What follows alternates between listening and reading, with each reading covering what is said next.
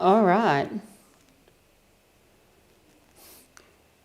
All right, let's go. Hello, everyone. I've got to face this way tonight. Bit of a slow start, but we got there in the end. Hello, Vanderbricks. Yeah, you can see my side of things for the first time. You can see the streaming software that I use. There'll be a bit of parallax. But let me just lock that. Yeah. Welcome to fixing my iMac. Tonight's just going to be pretty general. I mean, yeah, we're going to get a bit technical fixing the computer, but yeah, it's just going to be talking about anything and everything that comes to mind. So, oh, sorry, dog's whining. I've got to figure out what he wants. Enzo. Oh, someone's home. That's why he's whining.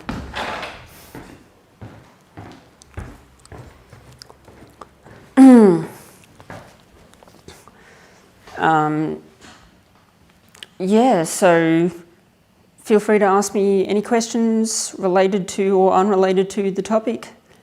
Yeah, we'll see how we go. And hello, Albert, as well. So, the first step in repairing an iMac, well, before we start,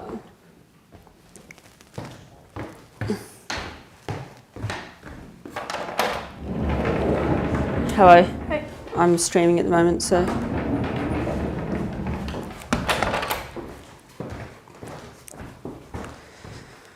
Right.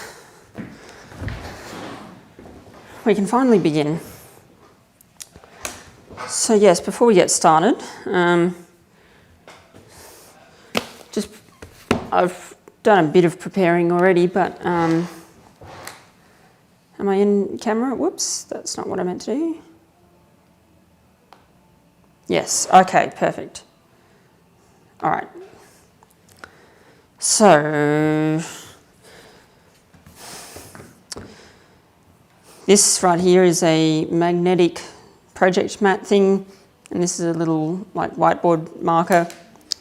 Very handy for keeping track of screws, because computers have lots of tiny little screws, and if you put the wrong screw in the wrong hole, then it could lead to less than desirable outcomes. And especially with Macs, you know, they'll be using 50 different types of screws, and you've got to write down not only the size, but what screwdriver you used and where it went and blah, blah, blah. This is the main toolkit. How well can you see that? Oh, God.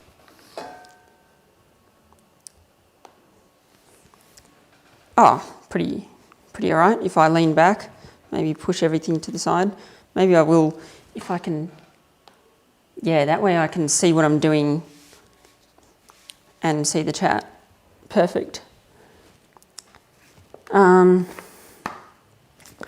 If you're going to do a project like this, buy yourself quality tools. We don't even need the screwdriver yet, because we need what I refer to as the pizza cutter. If I put it closer to camera, you can see it's sort of like this is a little wheel. Looks like a little pizza cutter. It's not actually meant for pizzas, in case I need to state the obvious, but you'll need this to cut the screen open, because that's step one. But other tools, like we've got heavy duty suction cups, because big glass screens don't come with handles, so That's what they're for. I've got WD-40 air duster. Got 2 because this one's almost empty. And we've got some isopropyl alcohol for the various cleaning jobs that we'll need to do. What else have we got? We've got some cotton Q-tips, whatever you want to call them. Also handy for cleaning, because that's half the job, is these computers being sealed, you know, it's what, hang on. Yes, the 6 or 7, it's a 2014 model, so, well, late 2014, so 6 to 7 years old. The live stream is not sponsored by iFixit. I wish it was, but yeah. This is a various thermal paste. Got your traditional thermal paste, which if you or a friend has ever put together a custom-built PC, you probably recognise that stuff. And then there's these little tubs which are viscous thermal paste. That seems to be a Mac only thing really, or very few other computers. I hadn't heard of it before I embarked on this project, and a few of my other nerdy friends hadn't either. And it's the most annoying container to get shut again. Did I get it? I got it. Perfect.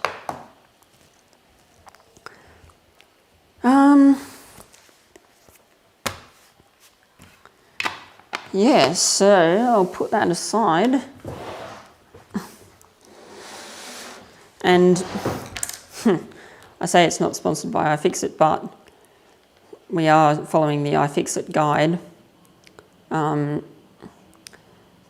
The only thing that I do differently to the iFixit guide is that they do it standing up and they've got this hinge supporter thingo. I don't do that because I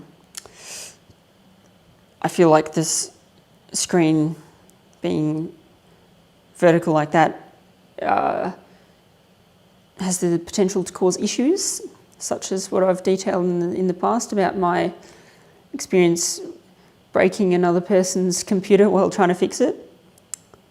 But yeah, I'm just following this, even though I've done it before, just make sure that I don't forget any steps.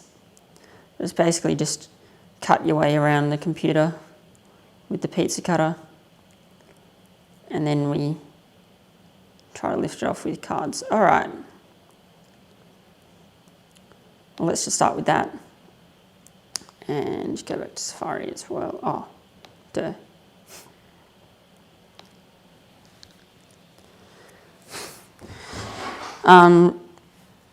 Oh dear, I've got a blood nose now, I think. I got a bit of blood on my fingers as I wipe my nose, maybe not. I think I'll go grab a tissue just in case.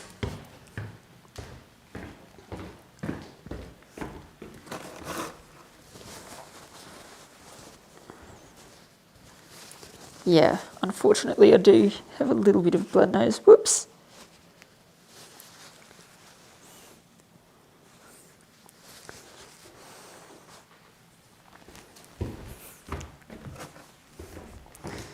Work's getting hard already, and we haven't even done anything.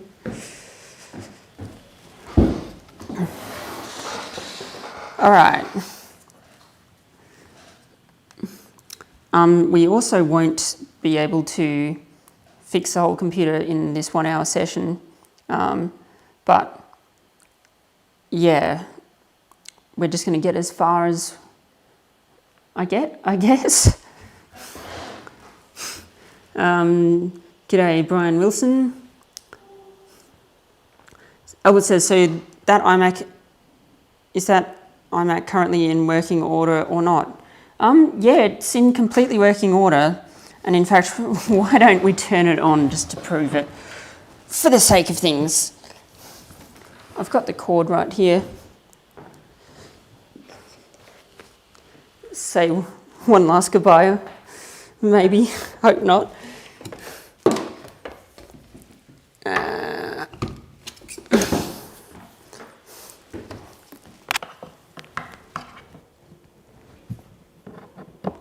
Apologies if I'm bumping the microphone.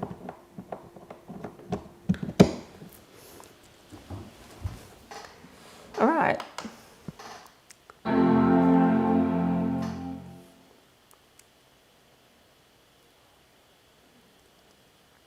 I think the previous person erased it, so it won't have any information on it. But it appears to be fully working, and I haven't got a mouse and keyboard to fully test it, but I did test it when I got it, and it works completely.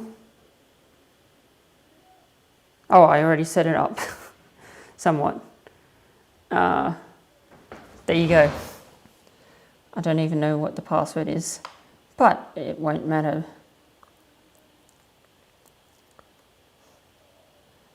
There we go. Shut off.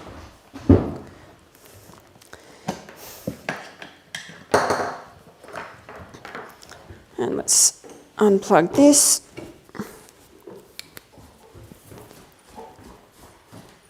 Hello, dog.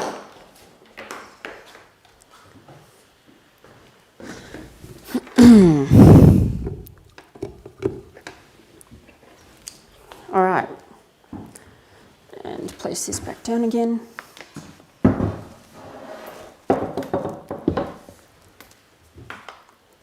Oh yeah, it's not a bad idea to just, once it's completely disconnected, hold the power button down for 10 seconds or so.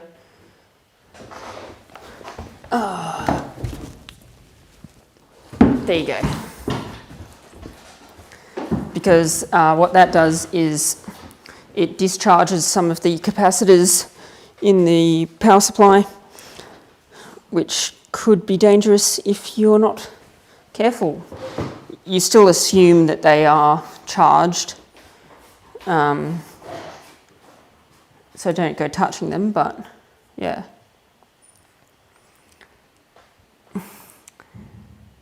So with this pizza cutter, you just insert it like that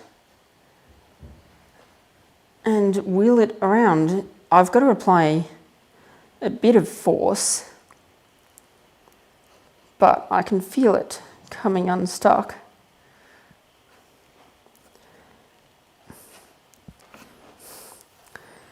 And this is the part which intimidates everyone, including me. Because what other computer do you need to do this as step one?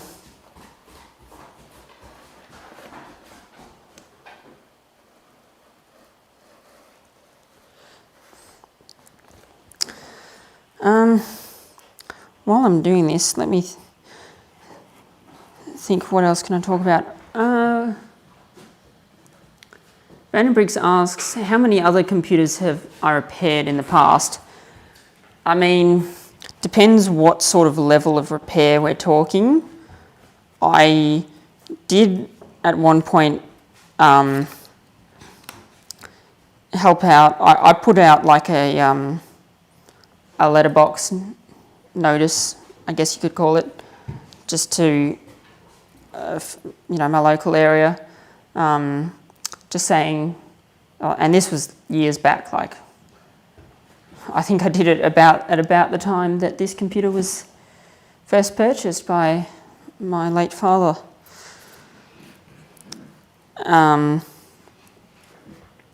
Enzo, please stop being annoying. In fact, I'm going to kick the dog out completely.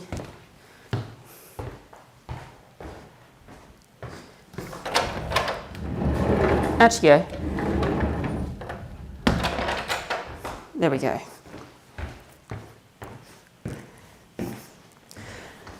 So yeah, I put in like a letterbox. I put out like a letterbox letter drop, I guess you could call it. Just saying like, hey, I know a bit about computers, whatever you want fixed or done, I can probably do it. And I got a few responses. I think I charged $20 an hour, something like that. Just, it's perhaps underselling myself a bit, but hey, I was in year 10 or whatever, and I thought, it's a decent way to make a bit of extra cash on the side.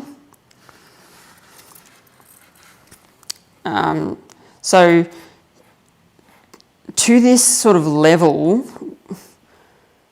where I'm replacing the whole logic board, I guess you could say only one other computer, and that's my main iMac, which I've talked about before. But I've done lots of other like low-level repairs. I've done SSD swaps, a lot of work on Macs in particular. And by a lot, I mean like, I don't know, half a dozen, something like that. Just mainly family, friends, neighbours, that sort of thing. What else have I done? My sister, her laptop was unfortunately in her bag and her water bottle leaked, and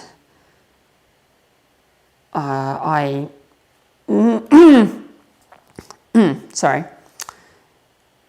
I couldn't repair it as such, but I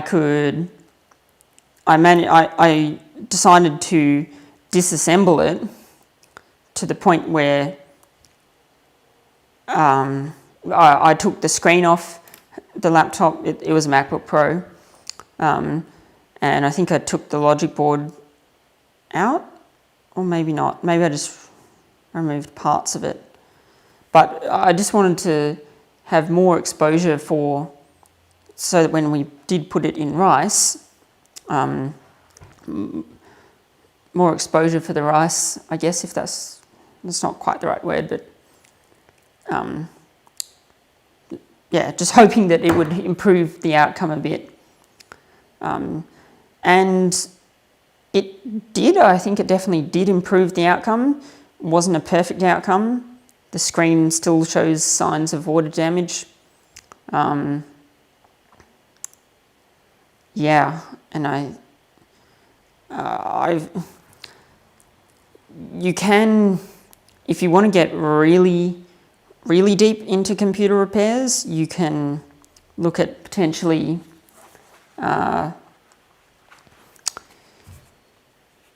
like doing soldering, micro soldering, but that's beyond my capabilities at the moment. Perhaps I'd get into it one day, but yeah. Dog, stop wincing. In fact, I'll let him in and I'll kick him out to another room. Come on.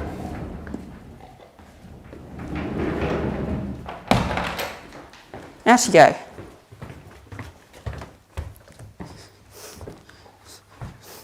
Good dog.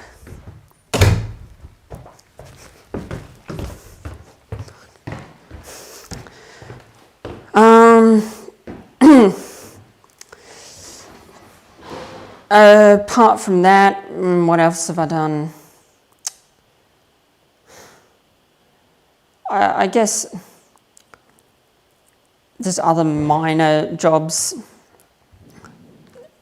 Helped friends build a couple of PCs, custom PCs. Yeah, it's really just a small hobby. Yeah, the dog wanted some screen time, he did, but unfortunately the dog is not the theme of tonight's live stream. And besides, he's just going to be annoying. because he wants attention, especially at this time of night. But yeah, so now I'm just going over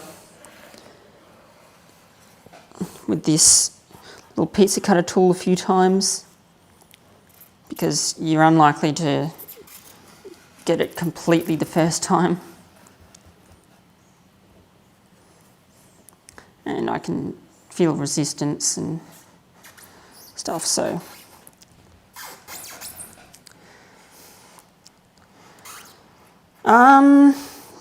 Other things to talk about. I think some people have asked me about what heritage rail trips I am currently going to go on.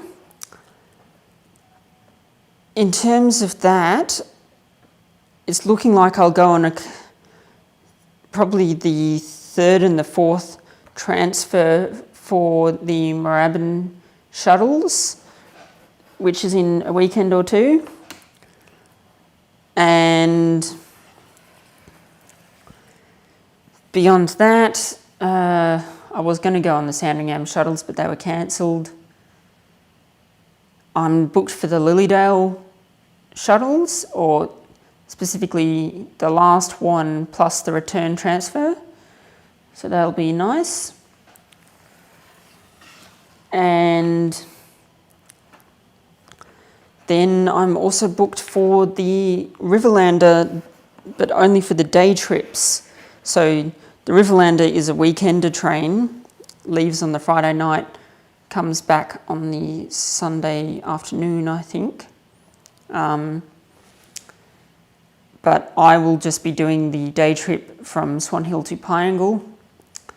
Originally they were offering a day trip from Echuca to Deniliquin as well.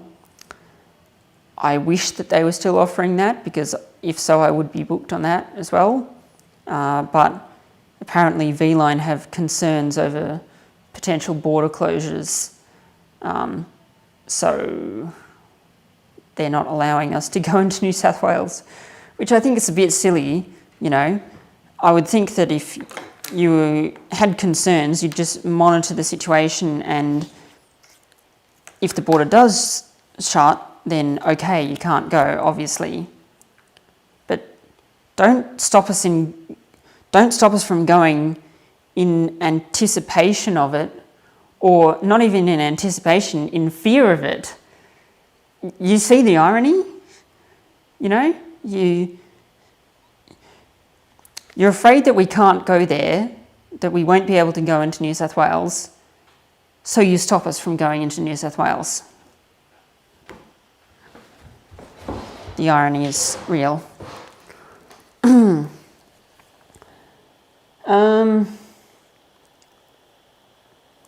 Albert asks, so why are you replacing the logic board on that iMac if it was already working? Good question. I'm not replacing the logic board on this one. What I am replacing is the hard drive. At the moment, it's got a 1 terabyte Fusion drive, I believe. A Fusion drive is an Apple term, which means that it's a combination of solid state and, the camera's bright, a combination of solid state and traditional hard drive. Maybe turn it up at 1 notch. In a PC, I guess, not so much these days, but certainly it was popular. It used to be popular to put an SSD in, a small capacity SSD in. Oh, why is it bright again? I should lock the exposure, but I need to figure out how to do that. Exposure mode. Oh, it is manual, so I can go. What's that? I don't know what I'm doing. Oh, here we go. Right. Okay, that's better. Now we won't have any more wild changes. So yes, in a PC you might have a small capacity SSD, solid state disk, because they are fast, but at least used to be relatively expensive for a large amount of space. That's not so much the case anymore. Yes, traditional spinning hard drives are still cheaper. They will always be cheaper. But, you know, you can pick up a 1 terabyte SSD for $100. So you don't see it anymore. But where I was getting at was from the operating user and operating systems perspective, those two disks, the SSD and the spinning hard drive, if you had them both in the same computer, they would appear as two separate disks, and you had to choose yourself which files go on the SSD and which ones go on the normal hard drive. Some people would see that as a very good thing, that you get to choose, versus Apple's approach, which was, I guess, more of a consumer-centric approach, which was, we're going to have both, or the option for you to have both, but we're going to make it so that the operating system decides what files go on which hard drive and when. So you might have a 128 gigabyte SSD with a 1 terabyte hard drive, and it will swap files in and out depending on how frequently you use them. And it would all happen in the background, and theoretically you shouldn't notice anything. You should just notice that the things that you use often are fast, and the things that you use not so often are not so fast. Long-winded thing to say that I've got a 1 terabyte fully solid state hard drive in my other sort of working iMac. So the things that is lacking in this that I'm swapping out is the hard drive, number one, and the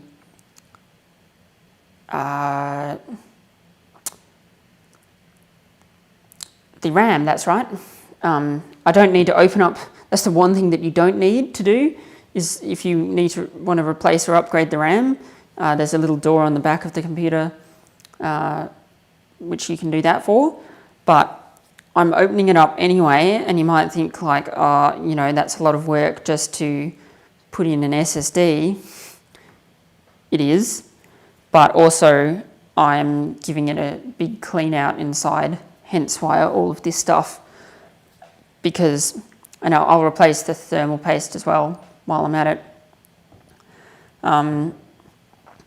Reason being, I saw a big performance boost to my own computer when I did that. So yeah, I got about like a good, I want to say like 20% performance boost. Like, it was huge.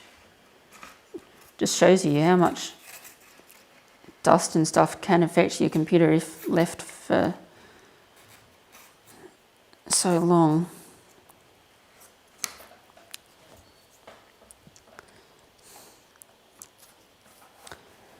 All right, so I think that this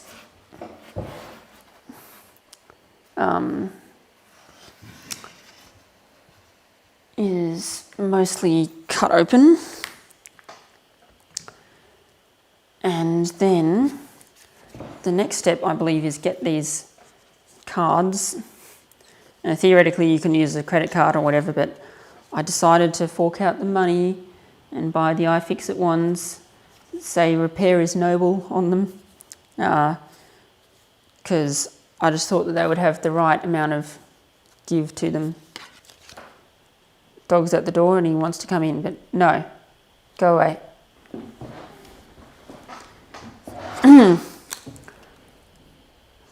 So, once we're done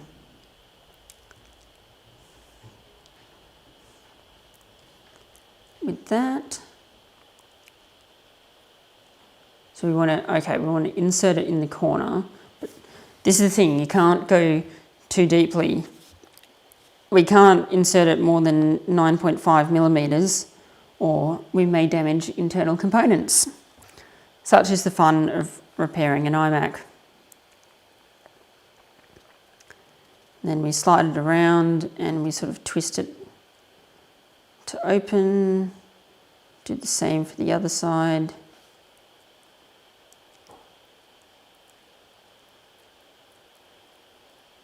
Basically just separating the adhesive. All right.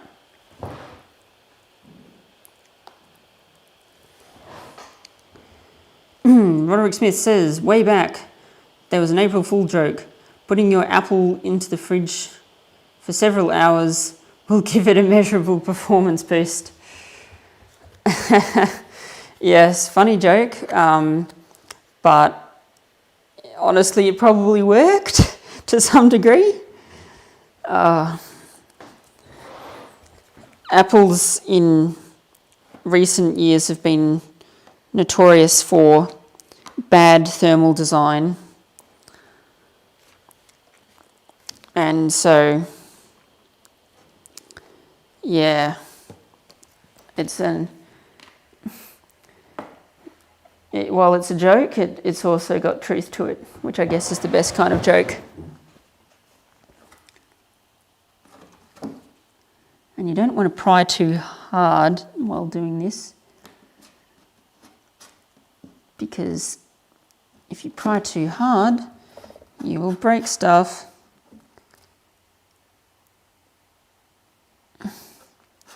And this is why it's the scariest part.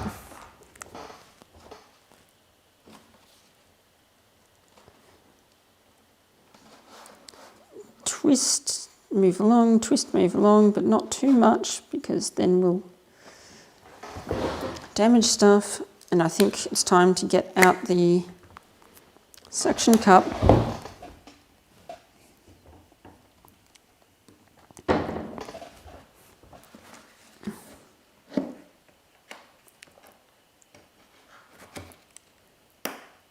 Oh.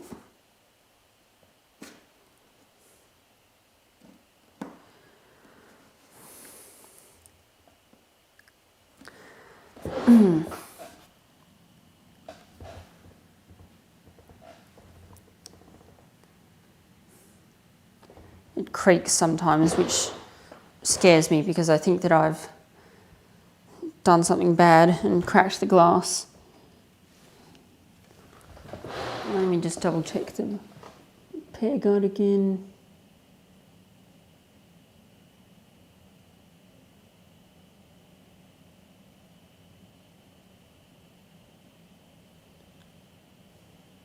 Okay, so I mean at least they say for this part that I've just noticed that they want it set down on the table, like I've got it.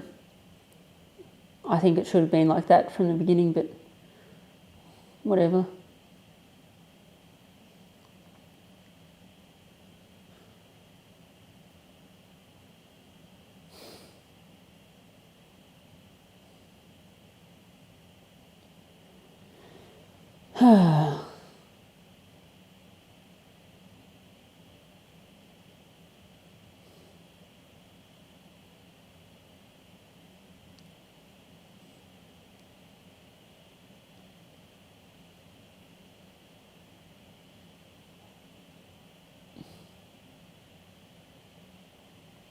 Now they want us to sort of do this.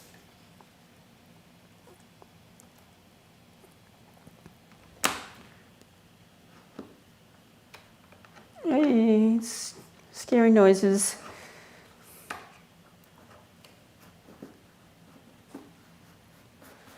But I have done this before.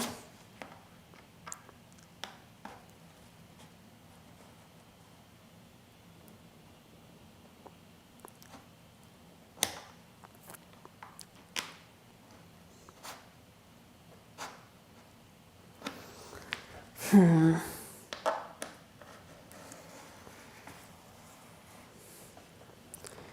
round with the pizza cutter.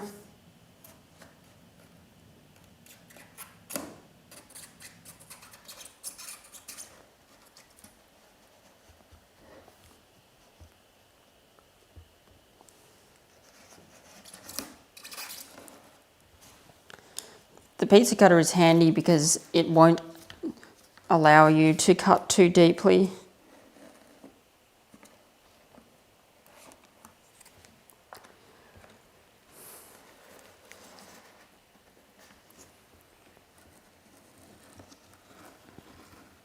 I'm not feeling much resistance though going around, which is a good sign. Doesn't make it any less scary though.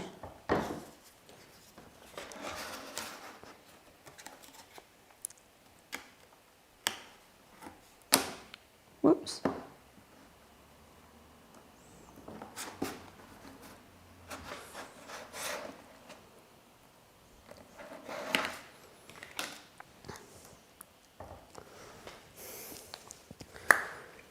Put the other one on there. I'm just trying to feel like where's the resistance? This side seems pretty free.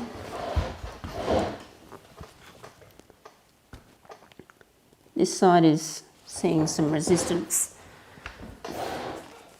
Oh.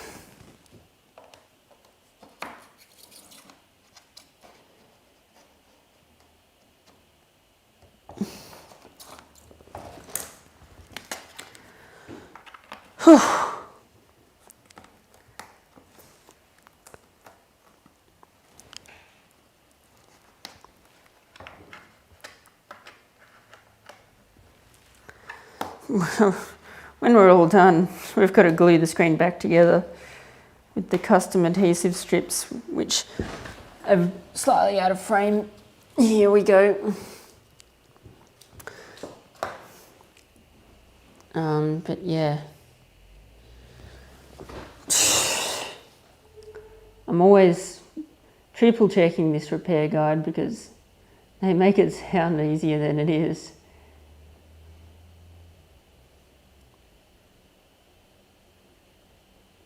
Yep.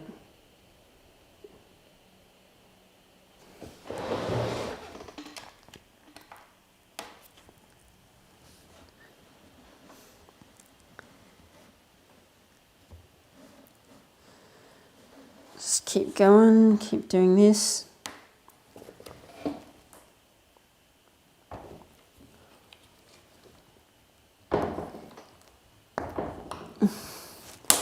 Oh. Scary noises again.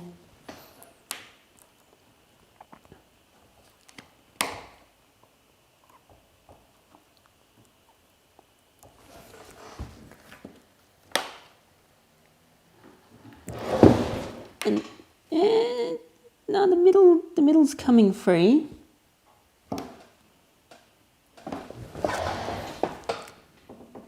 The right side is definitely free.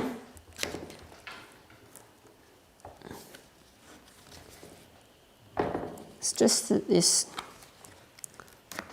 side over here is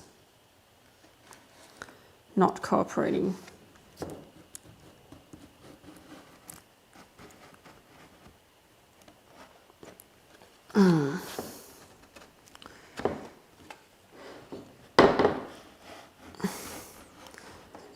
Usually with repairing computers, you don't like to use force because when you use force, that's when stuff breaks.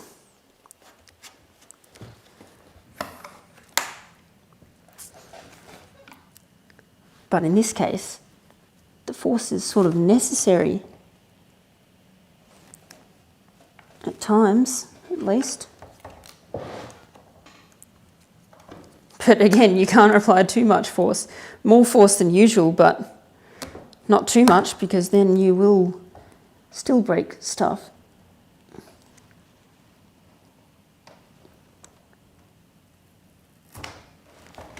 I'm free. I feel it. Ha ha ha! There we go. And a bit of prior knowledge, knowing which parts are the sensitive parts. But yeah. Now we can't lift the screen. Well, we can, hang on, let's go back to the camera view so I can see what I'm doing. We can't lift the screen up too much because there's the cables connected which provide power and data to the screen. So I've got to pull them out. One of them is just like a simple little latch where you just sort of pull the latch over like that. And the other one, I've got to get a tool called a spudger. Now, where did it go? I had it before and now it's disappeared. That's not it. Damn, I'm usually good with putting tools in the right place, as in back where they go, but where'd my spudger go? It's like my number one tool. Oh, it's here. So what goes in there? I put the spudger in the wrong place, which means, oh, I know. I was using some tweezers from the kit for something else, and I put the spudger, which, and if we go like that, you can see that's better. It's just like a little flat-ended tool. Whoops, and my cards have gone, or one of them. Ow. And another reason why you pay for good quality tools when you do a job like this is because they're plastic, right? And plastic can be good and bad, right? Poor quality plastic, I mean, a poor quality tool is a poor quality tool. It'll potentially break very early and cause you to otherwise use not so good methods. But a good quality plastic tool is strong enough to help you do what you want to do, but also weak enough so that it will break before the component that you're trying to repair breaks, if that makes sense. But let's lift up this screen again. And I've just got to use this to pull out the power cable.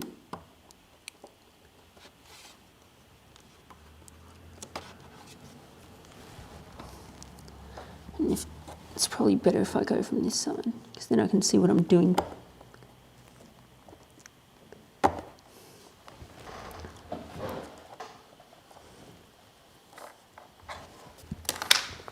I need some light.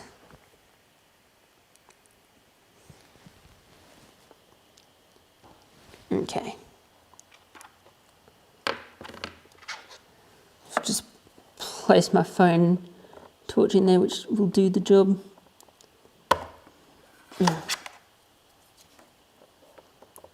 Maybe use the other end, the pointy end. Oh, come on, give it a little bit of a wiggle. It came out way easier on the previous ones that I've done, but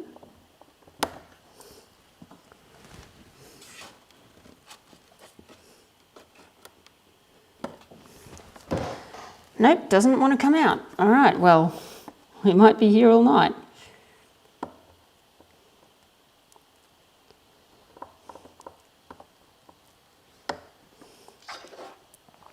I don't want to pull on the connector too hard because then we'll break the connector, and I've done that before.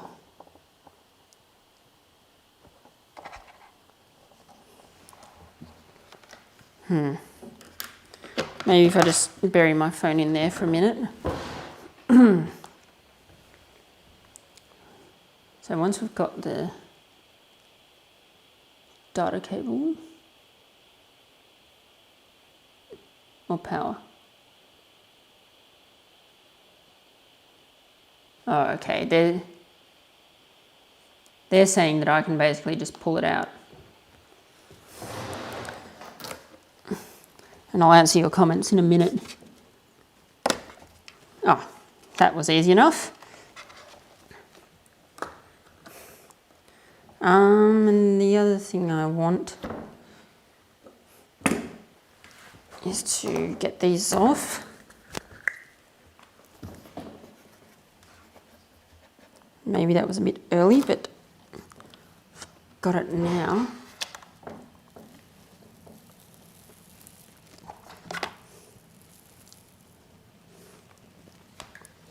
In fact, I will put it down and I'll answer a few comments.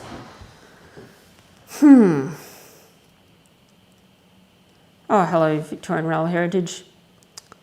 Vandenbricks says a little while ago, the funny or not really funny thing is, this is live. It could very well break and go wrong. Fingers crossed not, of course. Yeah, absolutely. That's part of the fun of me doing it live is, indeed, it could go wrong. Albert says, Floyd breaks an iMac during a live stream, but gets thousands of views in return. Yeah, I hope not, in this case. Roderick Smith says, come back in 10 years when Floyd gives a live stream of brain surgery. Oh, maybe not brain surgery, but come back in 10 years and I'll give you a micro soldering live stream of me repairing a CPU.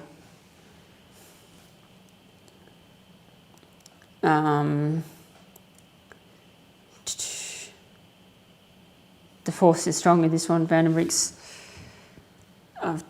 Yes, good Star Wars reference. I've done it. Don't break the cable, I don't want to, but thankfully I didn't. But don't worry, there's more cables to unplug and potentially break. Patrick McCarthy says, Nylax has somehow become accessible again. Interesting. I've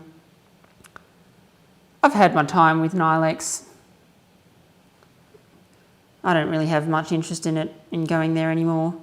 Look, if one of my friends invited me to it, like one of my Urbex friends, I'd say, yeah, sure, let's go. But I don't really have any interest in pursuing it on my own.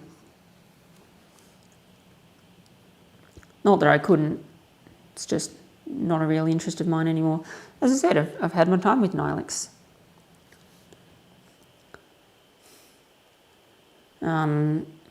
Brian Wilson, under the unit. Yes, we'll get to see more of that in a moment. Roderick Smith says, frangible, a component designed to break at a certain force, e.g. ice cream tub lids. Yeah. Lawyer at the dentist. Do you promise to pull out the tooth, the whole tooth, and nothing but the tooth? Yes. Anyway, we've got those cables done, so I want to lift the screen up to a near vertical position, and there is still a strip of adhesive along the bottom of the display that will hold it to the frame like a hinge. You can loosen this adhesive by working the display up and down a few times. Remove as much of the adhesive as possible by grabbing it at the outer hinges, at the outer edges, and then rolling it towards the middle. Ah yes, I have done that before. So let's switch back to that view, and I don't need my phone torch on anymore. But I want to get that, grab that, and now release. And this is where I've got to be really careful, because now the potential to break the screen is at its absolute highest.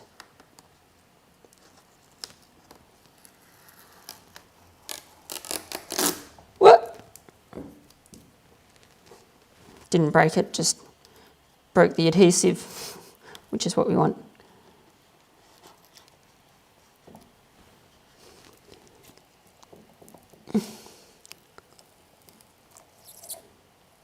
But I'm learning over time what's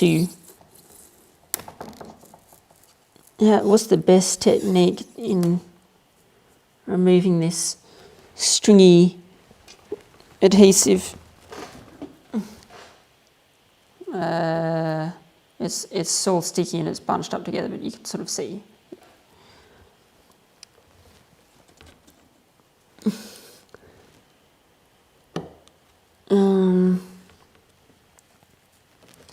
And this is where my tweezers come in handy, which I've left in the other room. Let me go get them.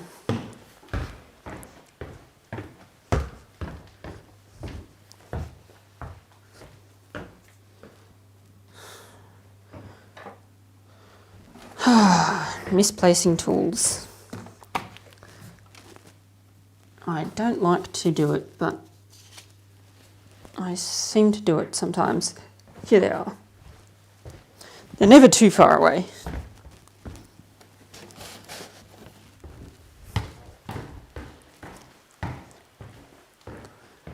Tweezers.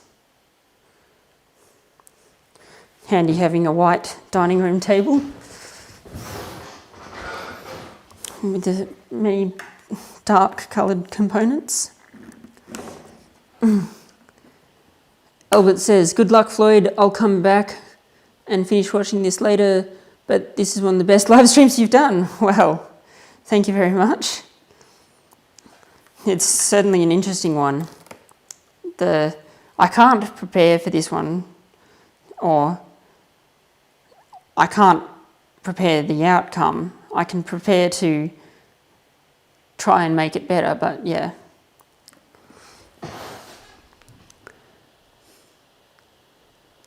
Holding the screen at a 90-degree angle with one hand, ballsy lol. It's still relatively secure, but I do see your point. I should probably hold on to it with two hands.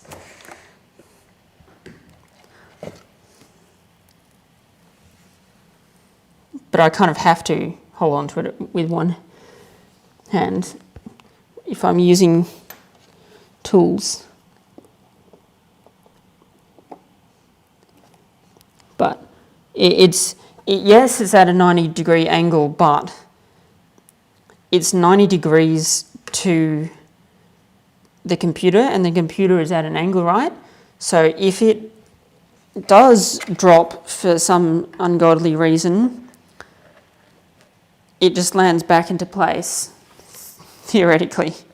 I still don't want it to drop.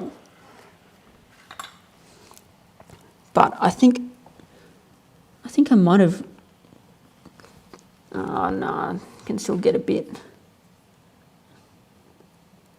Just break any adhesive that I can. And then where'd this thing go?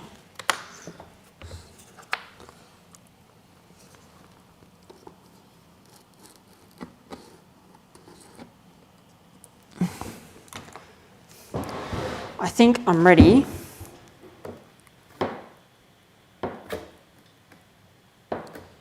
Yeah, it's coming slowly. Don't want to force it too much. There we go. Ta-da. Now I've got to negotiate around various wires and stuff strung across the room and place this down over here. Ta-da. That was the most difficult part done. The most risky. The most risky to break the computer. We're still yet to be the most risky that we could die. or at least get seriously injured by the power supply.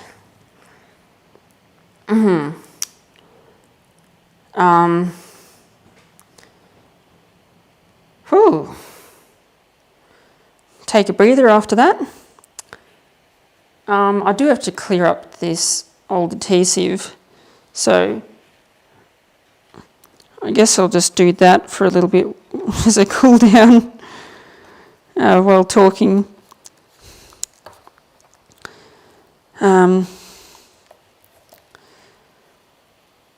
Right to repair, that's semi-relevant, I guess entirely relevant conversation.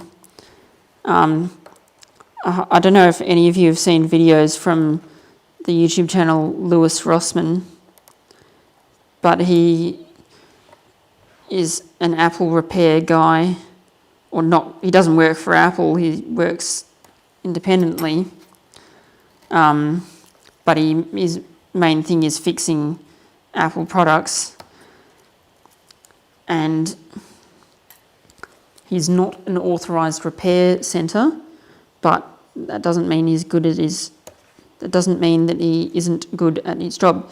He's very good at his job, as you can see from his videos. Yet the reason why Apple doesn't like him is because he tells customers the truth, which is that your water damaged computer, there is a chance that it could be saved, rather than, oh, sorry, you'll have to buy a brand new computer, amongst other things.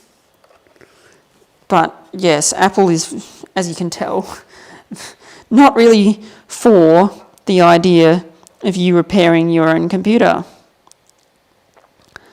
And they obviously have their reasons for that, because if you can't repair your computer unless you go to them, they make more money. But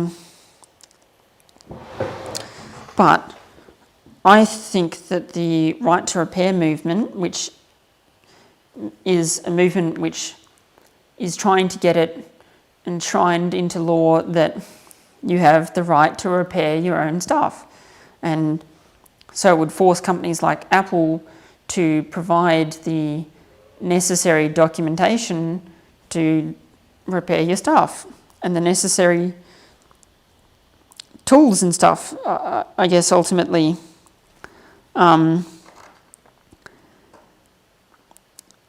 But yeah, Apple doesn't like that idea. I do like that idea, obviously. I mean, hello, I'm repairing my own computer after Apple told me that it couldn't be repaired. And I'm going to do it for, in the end, a cheaper price than Apple was even going to offer in the first place for a logic board replacement. Even though the so-called logic board replacement didn't work out in the end.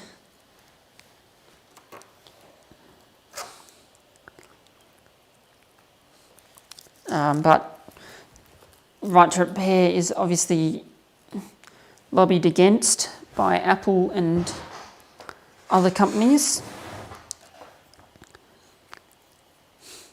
And Lewis Rossman, if you watch his videos, he documents his journey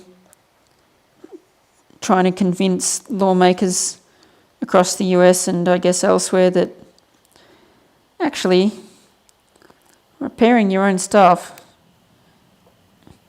or at least allowing independent repair shops to be able to repair stuff, is a good idea.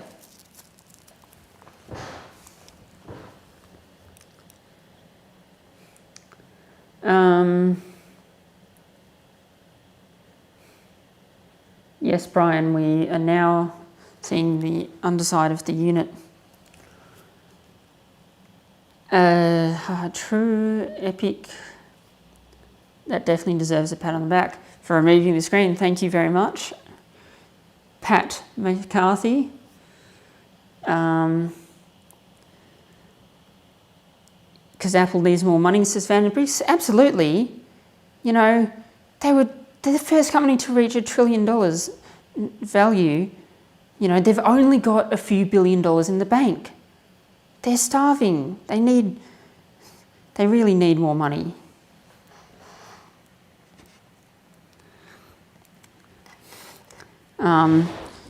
And I'm well aware of the irony that I continue to support Apple in ways by buying Apple products.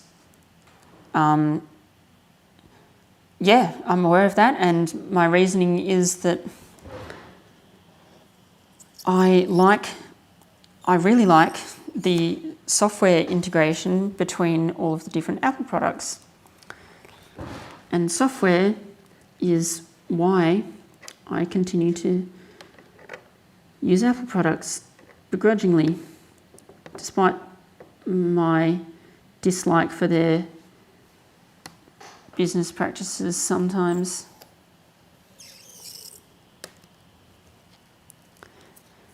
And ultimately, I don't mind a little bit of things like this where, like, you know, the potential repairability of a product is compromised for the sake of industrial design. I don't necessarily mind that because I like good industrial design. I think the iMacs are the best looking desktop computers you can buy. Not everyone agrees, of course, but that's fine. We're all entitled to our own opinions. And so, yeah, I'm okay with it. But like previous iMacs, the screens were just held on with magnets. Was it really impossible to hold the screen on with magnets rather than adhesive? Was it really that impossible to design? I don't know. I wasn't the designer. I wasn't part of the design team. And then, I mean, it's not like the irrepairability stops there. It's not like you get in and, oh, everything's just easy. No. But there are many ways which they could have done a better job, including not inventing their own screwdriver, which actually happened. It's called the pentalobe screwdriver, which we will be using at one point during this repair. But they use a combination of tiny Phillips head screws, pentalobe screws, and Torx screws.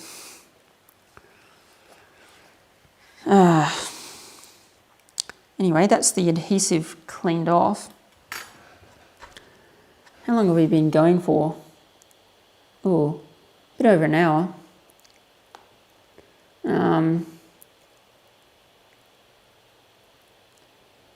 Let's see.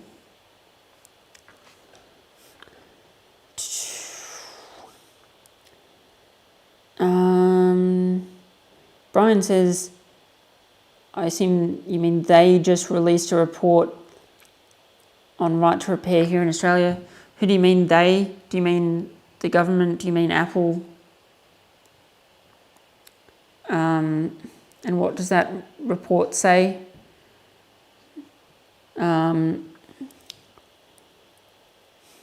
Patrick says, exactly. And they have these dodgy as programs that let you hand in an old unrepairable products for like $100 store credit when you can just repair it. Yeah. And I'm not against the idea of handing it in for store credit, even if it's a fully working device, even if it can be repaired. If you want to just get rid of it, you were just going to throw it in the bin anyway, then yeah, have it so that you can hand it back into the store and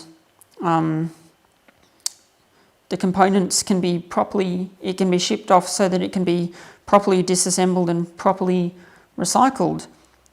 you know, we don't need more e-waste. So recycling of that stuff is a good idea.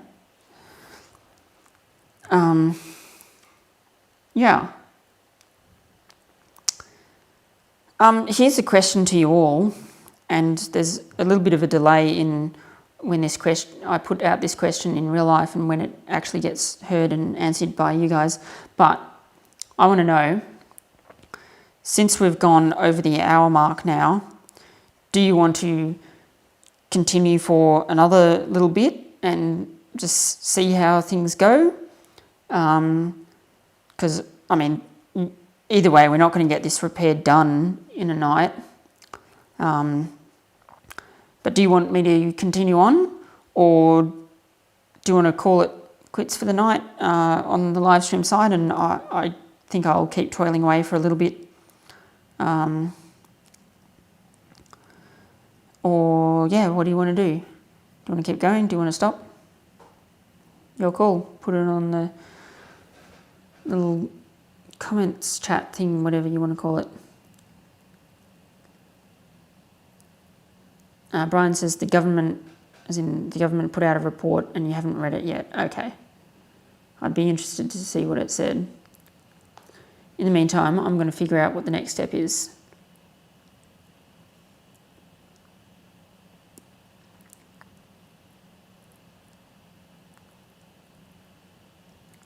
Removing the speakers. Okay.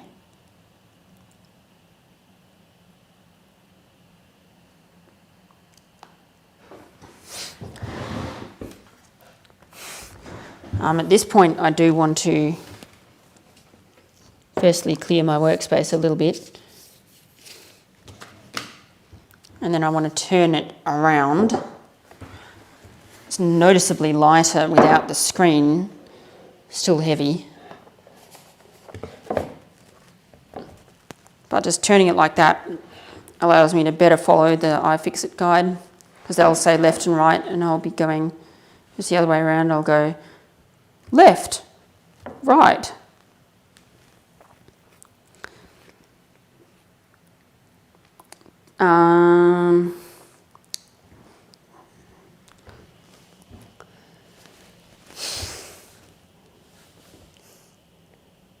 So Isaac's Railway Vlog says, I say keep going. Patrick says, I agree.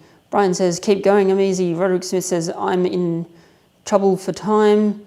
Hours late with my photo work and I have had to ignore it and watch the action. Deferring a week would be great. And Vandenbrick says, I don't really mind TBH, but I'm very much enjoying this. Well, that's 2 votes a definite yes, 1 vote a definite no, or at least a preferable no, and 1, I guess, a preferable yes. So I'm going to call that, we are going to keep going for a bit. And Roderick, if you would like to watch this at a later date, you're welcome to. Otherwise, watch on. Now we're going to get to actually removing some screws, which is nice. So what size screws are they? T10. So I can show you this. If I go back to that. All right, I can see what I'm doing now. Maybe brighten things up a tad by going like that. Yes. Or can we go even... Yeah, it's a dark thing, so I know it's difficult to see, but this is the screwdriver part of the kit, magnetic back so that it fits back on the thingo. But yeah, so you've got your main screwdriver here, or yeah, I don't know what to call it. And then you've got all the different heads.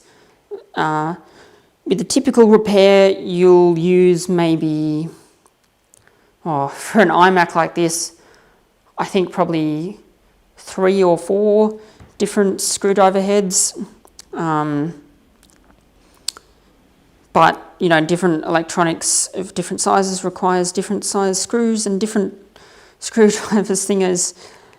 So yeah, I mean, it's labelled, it's going to be too hard to see on camera, I think, but underneath each of the metal screw heads, etched into the foam, it tells you, it has a little symbol for telling you not only what type of screwdriver it is, but what size.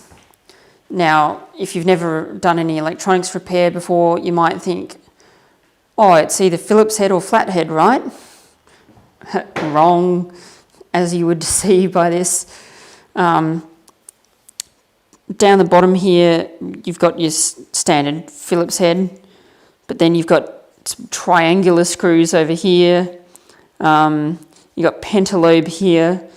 What else? Oh, you've got some flatheads there, normal flatheads.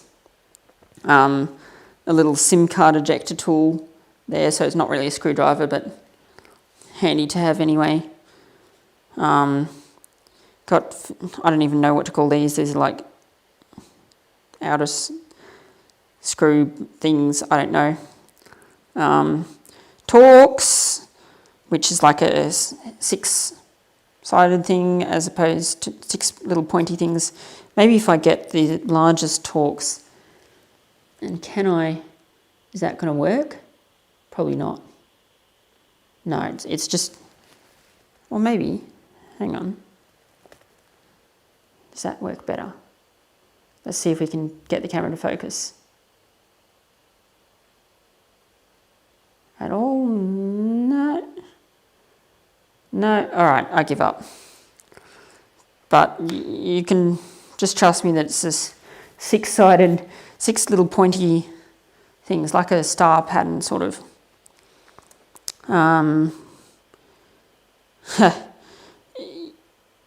Up here you've got these, which again, you're not going to really see it on camera, but these look like Phillips head. If you don't have a keen eye and you don't know the difference, you'd pick one of them up and go, oh, it's a Phillips head. It's not.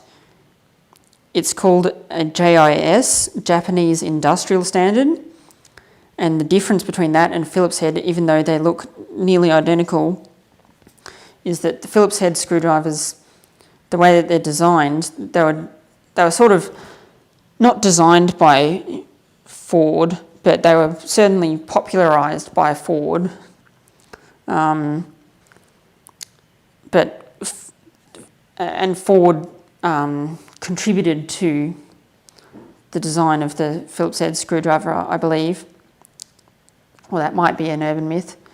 But anyway, they were designed to what do you call cam out. Maybe if we twist that back to there, that's better. Yeah, they were designed to what's called cam out, which means if you twist them too hard, they will sort of push out. And if you've ever tried to screw in something that isn't complying, or trying to unscrew something, and it's you constantly find, while specifically using a Phillips head screwdriver, that it keeps coming out of the screwdriver keeps coming out of the screw head, and you've really got to apply a lot of force to sort of keep it in. Yeah, that's a Phillips head's. That's a design of part of the design of the Phillips head screwdriver. It was designed so that you couldn't, in theory, you couldn't apply too much force, because yeah, okay, applying too much force will break stuff. But it also made them annoying at the same time. So JIS screws don't have cam out. It's essentially Phillips head, but without the cam out, and other minor changes. But these days, the Torx screwdriver is becoming really popular, which is this tiny one that you can't see. And I will turn the brightness of the camera down a little bit now that we are done showing that. I think that should be right, or is... What's this like? Oh yeah, that's right. Torx is becoming really popular because it's strong and you can apply a lot of force, and it also forces you to use the correct screwdriver, whereas in Phillips head you can sort of get away with the wrong size screwdriver. Whereas Torx, yes, you can't get away with using the wrong size screwdriver, but that's also kind of a good thing because you'll use the proper size screwdriver. It's becoming more and more popular, certainly in electronics. If you're going to get any screwdriver set for repairing electronics, it's Torx. But also in construction, it's becoming semi-popular in construction, just larger versions. I'm actually going to keep this over here with us. Anyway, a long-winded thing to say we need to find a T10, which is this one. So you find the correct screwdriver head. Hello, dog. I'll let you back in, and if you're annoying, you'll get kicked out again. Come on. So you read the repair guide, which tells you what size of screw you use, and if you don't know, because there's no repair guide, then try a few and see which one fits. Then it's just slides in, connects magnetically, and we're almost ready to go. The last thing that I would do is go to my project mat and write left speaker. Hello. T10. Shush. Can you see that? Yes, you can. So in the first little square, written down not only where the screws came from, but what size they are. And the dog wants to go out.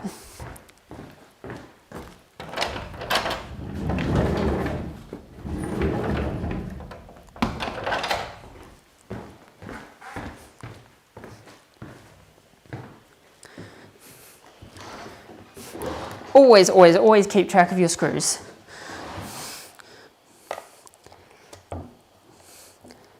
But first one, some of the screw heads are not inherently magnetic, but sometimes, especially with the smaller screws, a bit of magnetism from the screwdriver itself, I guess, gets through to the screw.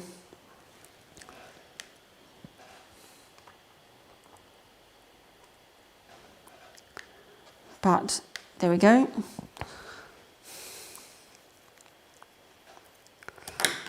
Left speaker done. And then we've got to remove the little speaker connector cable, which is here, and I think the tweezers are going to be best for that one. There we go. Right. Oh, that wasn't the speaker cable. Whoops. That was something else, but it needed to be removed anyway. Or was it?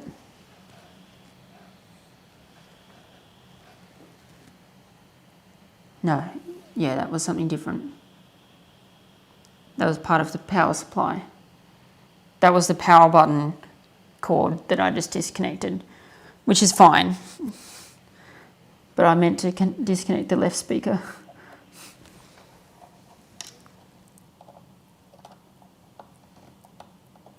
All right, come on.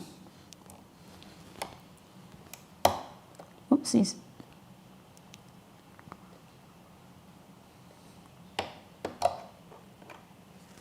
There we go.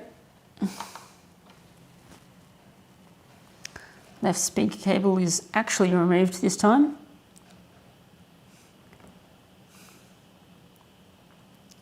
And we need to deroute the cable from the gap between the hard drive and the logic board.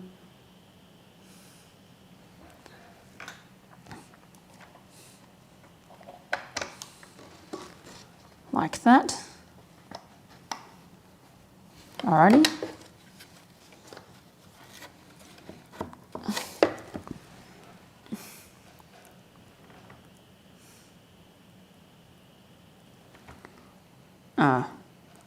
So I really shouldn't have used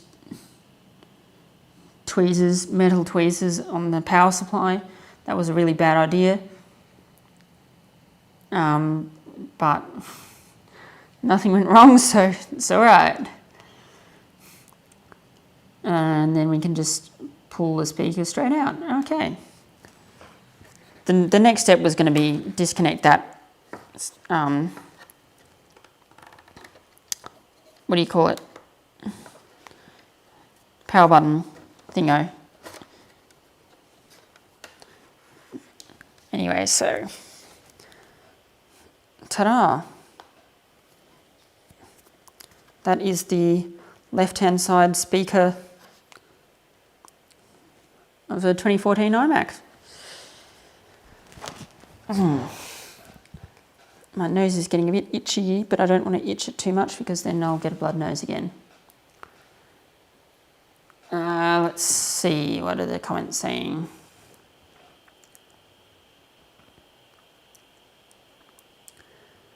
Patrick says, so what exactly are you repairing? I came a little late. Long story short, my iMac had a failed logic board, not this iMac in particular, but a different iMac which is in the other room. And before I go any further, I'll make the joke that I've got a broom, and it's a very excellent broom. It's a very old original broom. The only things that I've had to do to it is I've had to replace 5 heads and also 7 handles. So still the original broom, but just with 5 replacement heads and 7 replacement handles. There are many variations on that joke. But yeah, and I made that joke in my live stream about what counts as originality versus repair. Anyway,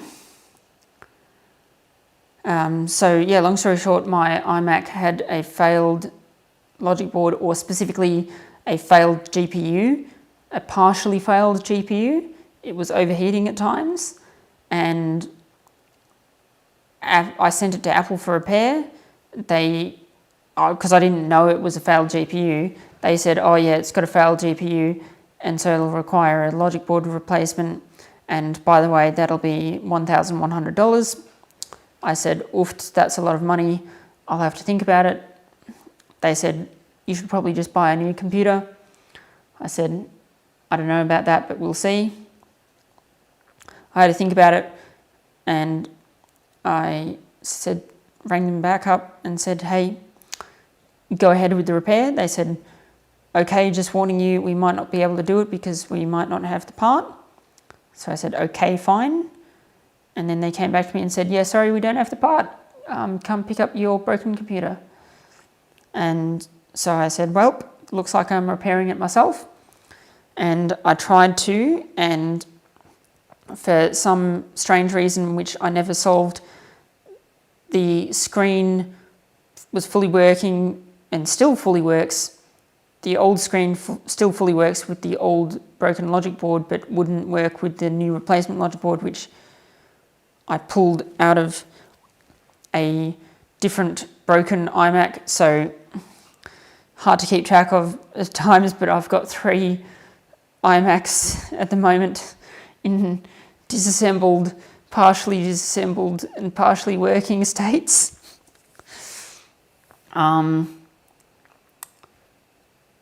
yeah, this is my journey to finally fix my iMac, because I thought that would be the end.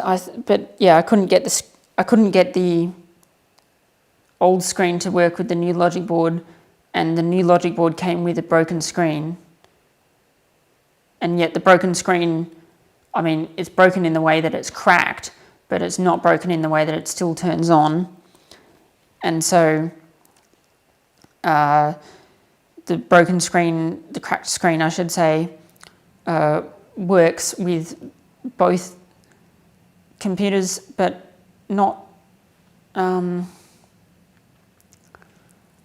some reason, not the new logic board. The old one of the screens doesn't work with one computer. One of the screens works with both computers, and unfortunately that screen was the cracked one. So I needed a fully working logic board that was paired with a fully working screen. Hello, this computer. Fully working logic board, fully working screen. Hoping that I didn't break anything while I pried it open, but it doesn't look like it so far, fingers crossed. Speaking of which, I just had a thought that we could potentially test out a few different screens while we're live.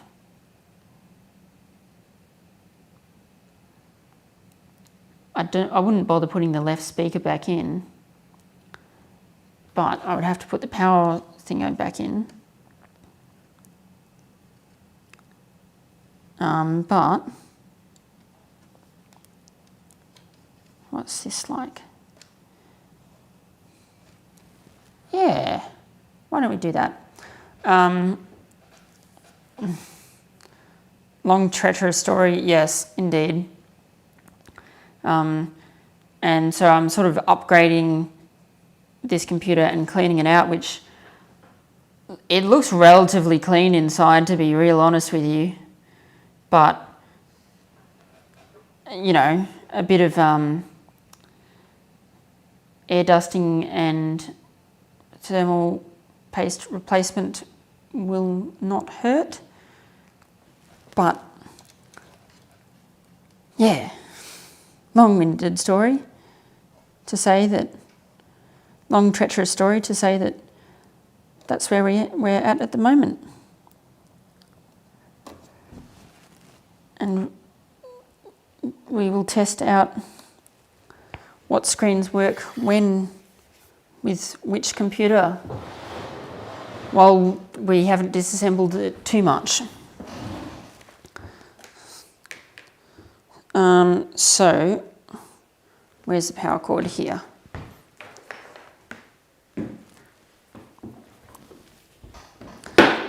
I feel nervous doing this, but there's nothing to be worried about at this stage.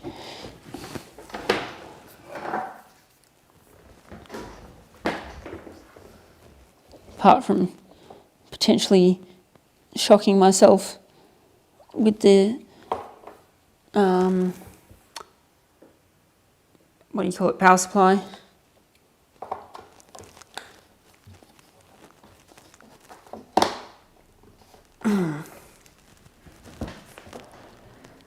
Well, there's a green light,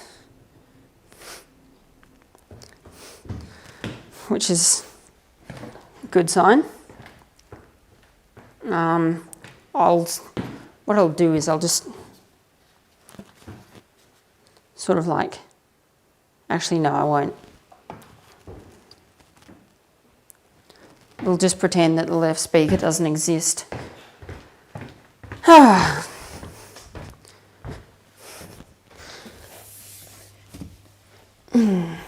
This is the one that I actually want to test, which you'll see in a second. Where am I putting it? Here, for now. This is a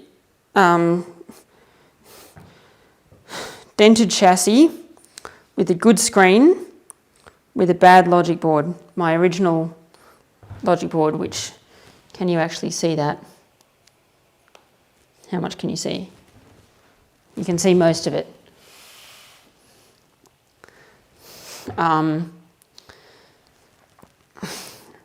I could plug the power in to show that that still works, but just trust me, it still works. Now we're going to... The only thing holding this screen on, by the way, is this blue masking tape. Ghetto, but it works. And these computers don't move around too much, so it's fine. But what I really want to test is, does this screen work with the computer? Because if it does, I will do nothing. But if it does not work, then it will be interesting. The result will be interesting either way.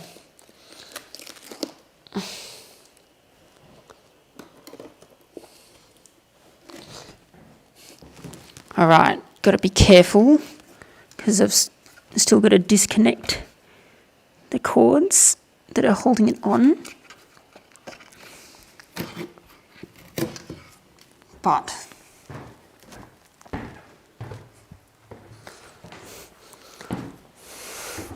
don't get confused about which component goes where. Or I should say which component goes with what computer. Oh my God. And I'm going to have to turn it around. Or do I? No. No, I'm going to have to.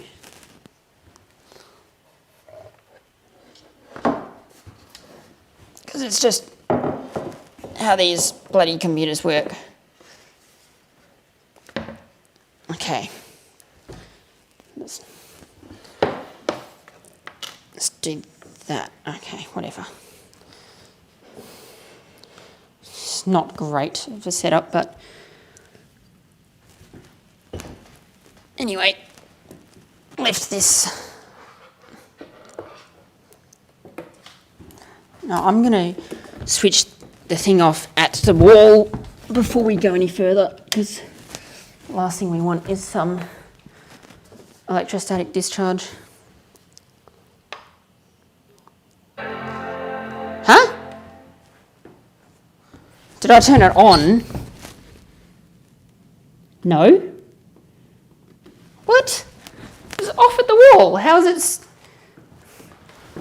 it powering on when I've got it turned off at the wall? Did I discover that I've got a faulty PowerPoint?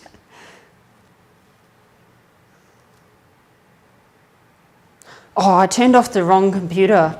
Stupid me. That's why. Good one. Good one.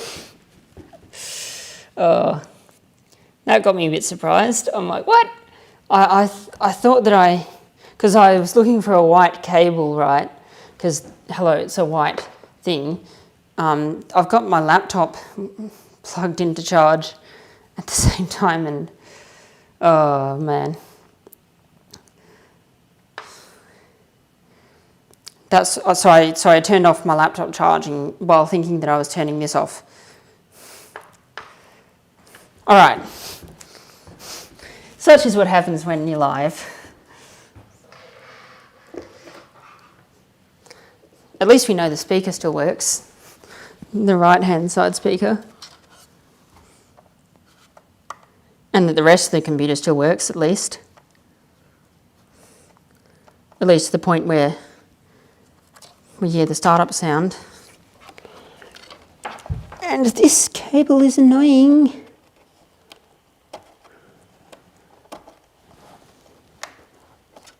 Okay, got it. Screen data connected.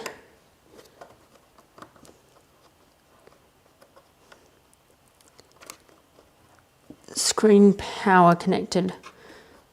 Okay. So, everything about this screen should work. And you're going to find out live with me whether it actually works. The lights flicker slightly whenever I plug this thing in or turn it on or something. Ready?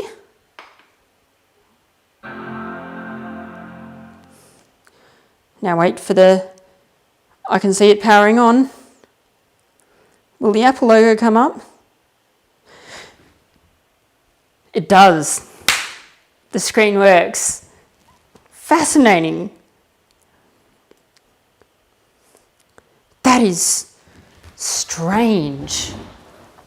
Fascinating, but strange. Ooh.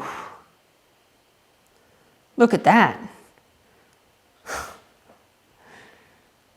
You should be fascinated because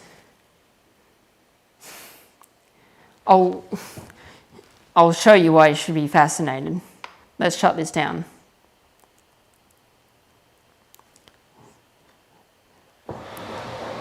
But, sorry to keep you in suspense, but I've got to go to the toilet, and so I will be back in a minute.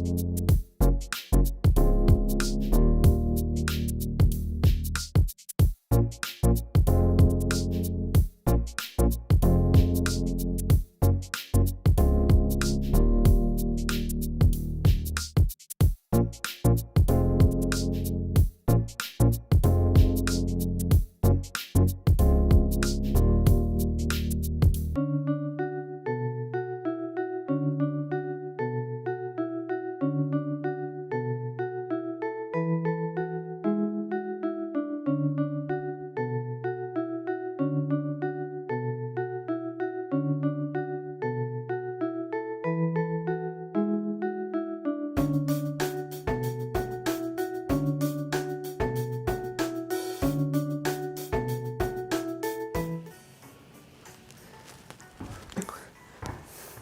right,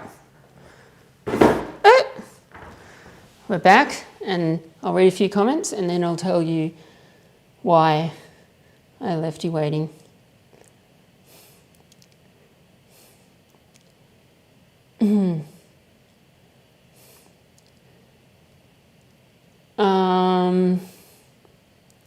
Good old Maxwell Dexter, yes. It was the ghosts, haha, magic. Dog wants to come in. You better not mess up my ultra computer setup. Good, he's gone.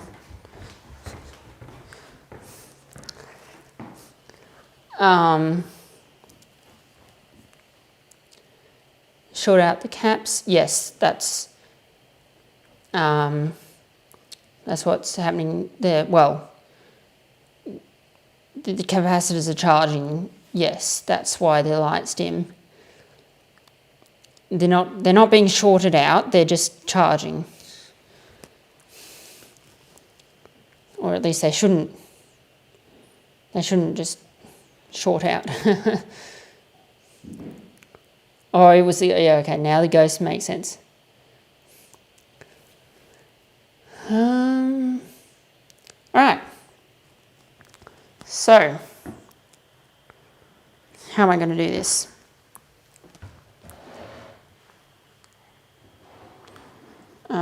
Good question. Because I need to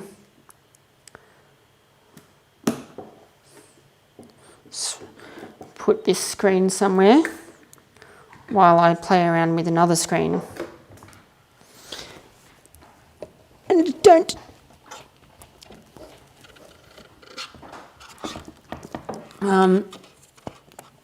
go running off because with that screen, because I almost pulled out the cords, but we're good now.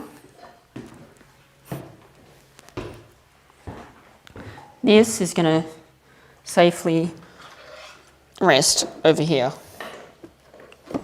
where it belongs for now.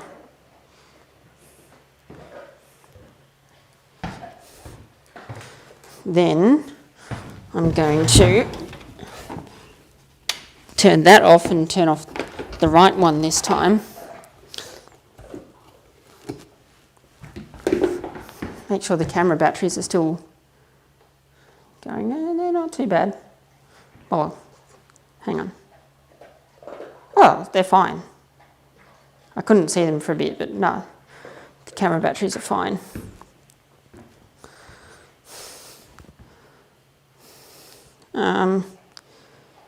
Got like 83% left.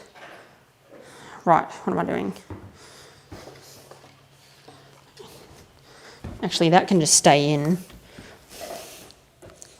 like that. And then we disconnect that.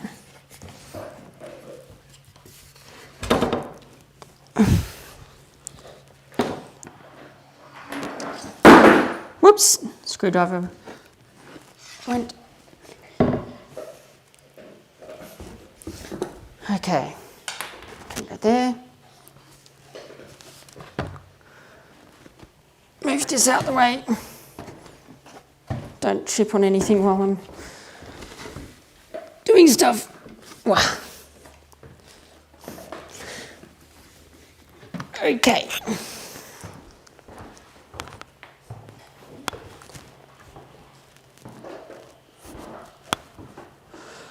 Sorry if I bumped the microphone there. Okay. This is the current iMac that I've been working on for the past few months. And we're going to show that that screen over there behind the laptop does not work here, even though it works over there and over there out of sight where I've placed the new one. I don't know what it is. I you know, searched the forums and I asked the forums, and a few people had a few suggestions, but nobody knew why this doesn't work on one thing but not the other. Perhaps I just got unlucky.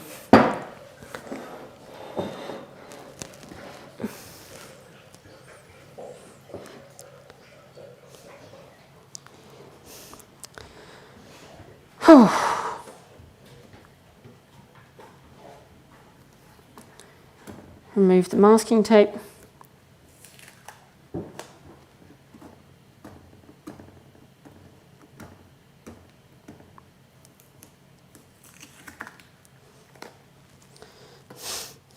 This is how I got the idea for masking tape in the first place.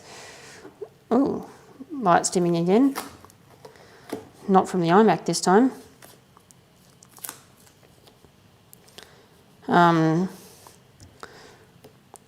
Was because the person, when they shipped this computer with the broken screen, put masking tape on to stop the glass shattering even more, potentially during transit. Good move. And I stole the idea to tape the screen on for everyday use. This is literally how I've been using it for months, is with a screen taped on with masking tape. Talk about brilliant industrial design. That masking tape was so sexy.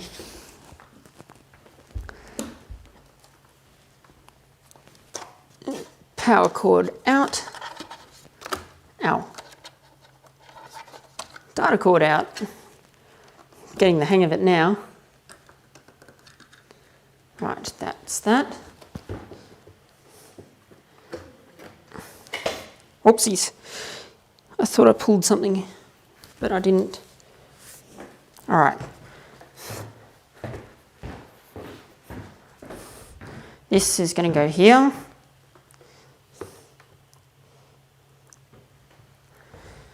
Now we're getting this.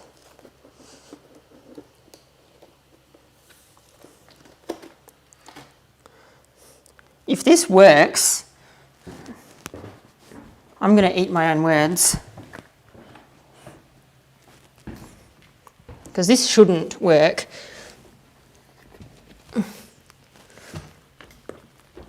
God, these things are awkward.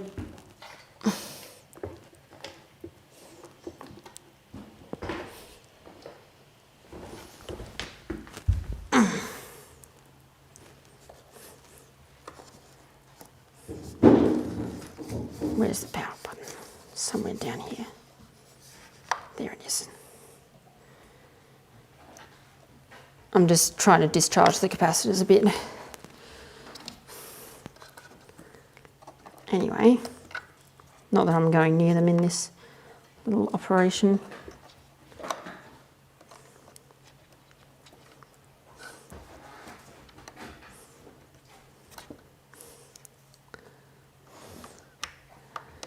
Data is connected and we're... Oh, no dog, not now. Power is now connected. All right, we'll let the dog out and then we'll continue on. Hey, you want to go out?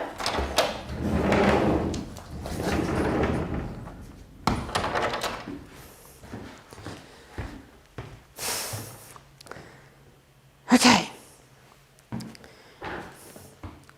Everything is connected. Oh, apart from this. I was about to turn it on, or try to turn it on, without the power cord connected. That would have went well.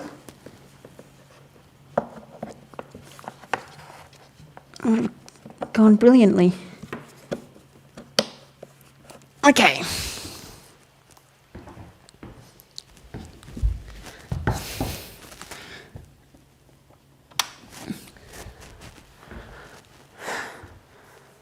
this shouldn't work. It should do that. It should ding dong, whatever you want to call it, but the screen should not power on. And I'm not seeing it. You witnessed just before this screen was working. This screen is not broken. It just doesn't work with this logic board, even though it should. They're the exact same age of computer. Nobody knows what difference that there is, but there is some difference somewhere that nobody knows about, except perhaps Apple engineers. But yeah, it's not powering on. That's what I was confused about. But we're just shutting it down now. That should be shut down. And yeah, I was contemplating whether I wanted to swap out the screens again, go back to that other one, and I will, just so that I can keep track of things a bit better. Oh, but that was an interesting little experiment, wasn't it?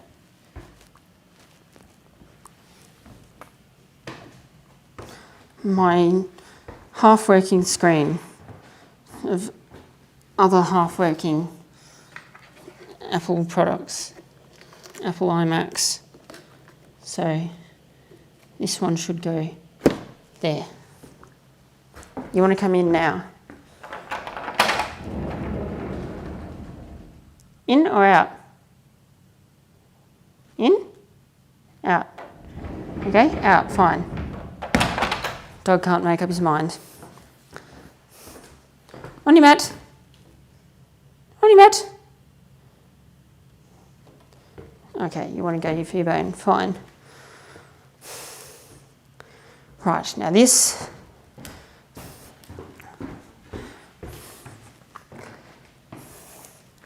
goes here.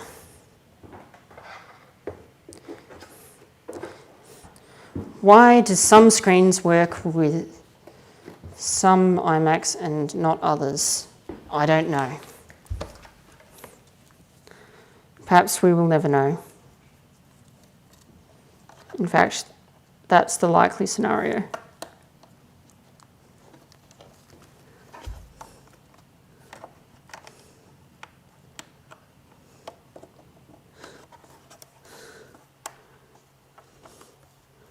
Right, data's connected back up again.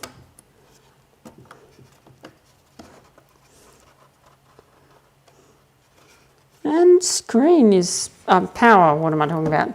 It's connected up again, cool. Masking tape back on and secure the screen.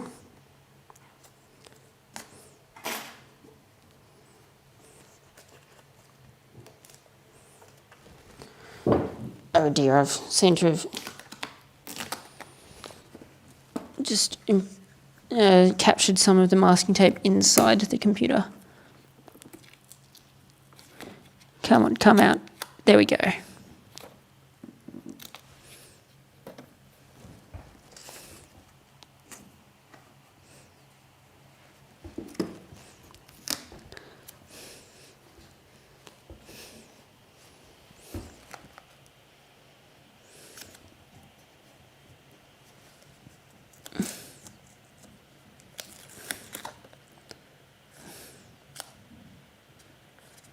Okay, whatever, that works. Right, power cord out. And we won't need to power on any more iMacs for a little bit.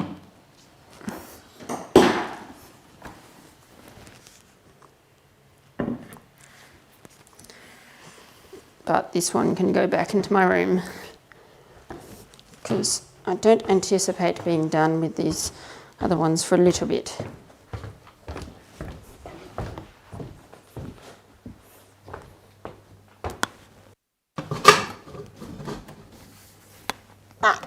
Desk is too high. Go down. That's better. Right.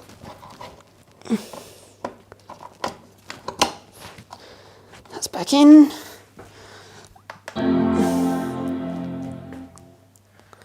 Everything works. I know you can't see it because it's completely off camera, but that's good.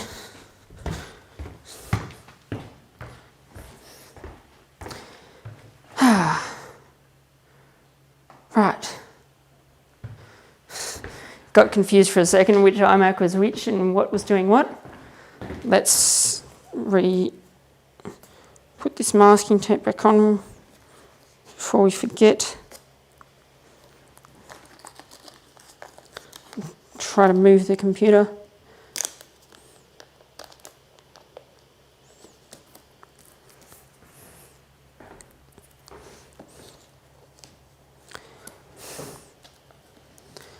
I'll post to the forums and to my old thread where people tried to help me and just say that while I didn't find a fix, I did some further experimentation and found strange results.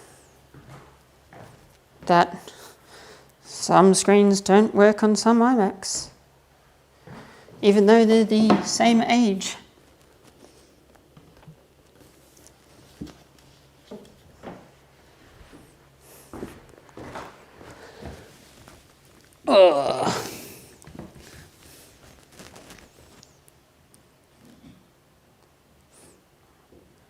What am I doing? Okay, I'm getting this. Yep. Just got to think about my actions.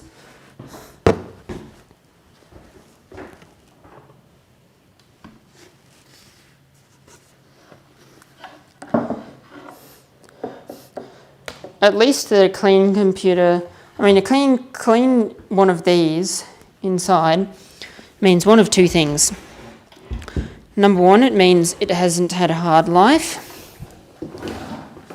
which is good. Number two, means that there's been some repair done to it before and somebody's cleaned it out before. And that's fine, because it works now, but I bet that the thermal paste is still old and it's probably worth replacing. So, let's read a few comments. Dark Frosty says egg. Yes. Roderick says, I'm still listening but not watching. I had to find the cliffhanger resolved or I couldn't sleep tonight. As I will to Floyd get stronger. Oh yeah, right. Vanderbrick says, your dog's reminding me of my cat. In and out, in and out. Yeah, he is a bit like that. Patrick McCarthy says, Steve Jobs is plotting on your downfall. Well, I hope to prove Steve Jobs wrong. Vanderbricks repeats my quote that the masking tape was so sexy. Indeed it was.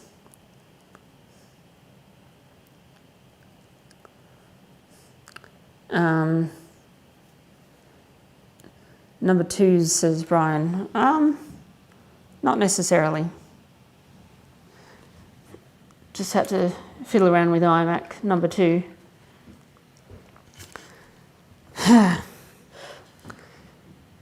Where were we again? That's right, we were pulling that out.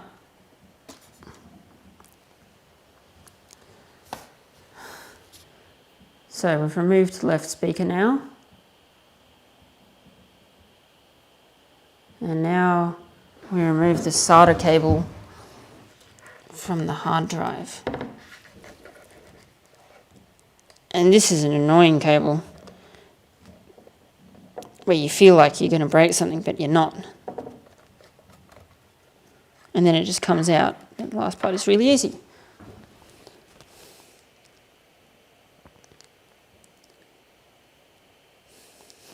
Okay, new set of screws. These are going to be HDD, left-hand side, T10.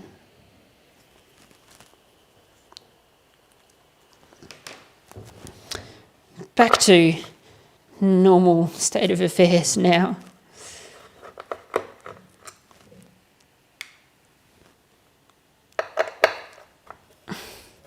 T10 are one of the largest screws and in this computer. And to give you perspective, I mean, let's do that so I can actually see what I'm doing. It's hard to see, but I mean, compared to a finger or a thumb or something like that, they're what you'd consider small. Yet they're the largest screws. Or, I mean, the speaker head has speaker screws has a slightly wider head, but the actual screw part is the same for both. They're both T10.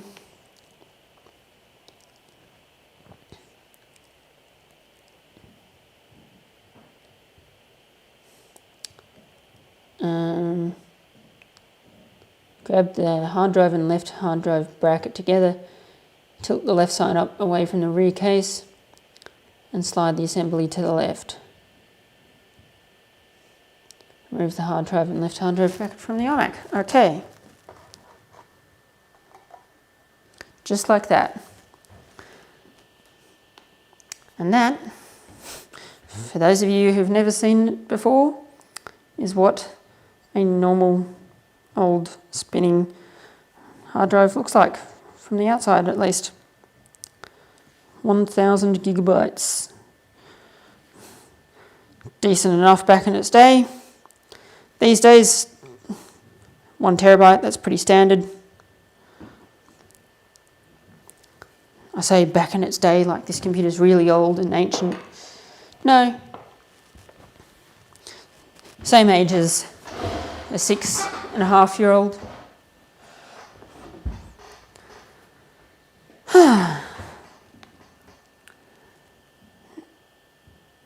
I mean, okay, fine. They want us to just remove that bracket completely. Ooh, power supply is the next thing. Let's read some comments before we tackle that. Oh, there's no new ones. All right.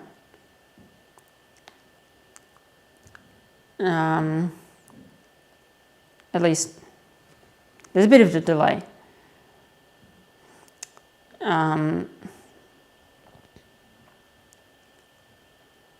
So we've got to be very careful. It says in big red writing, when working on the power supply, be very careful in bold not to touch the capacitor leads or any exposed solder joints on the back of the power supply. Only handle the board by its edges. By the edges, indeed. So we need to disconnect the power supply control cable from the power supply by basically just pulling back on it without touching, oops, sorry, the capacitor leads. Where's my spudger gone?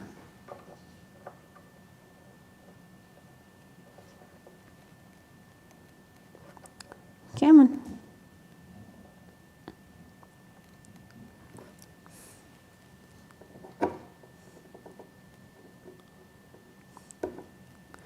And you can't use metal because that will potentially short out capacitors, which is not a good idea.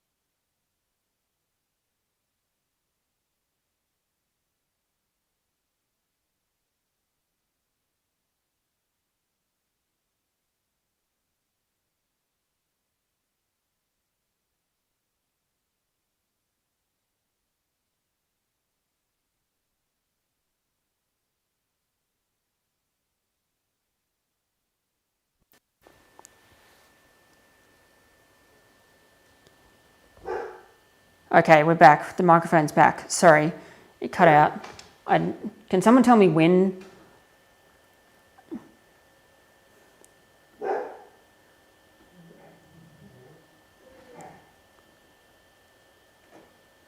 Oh, okay.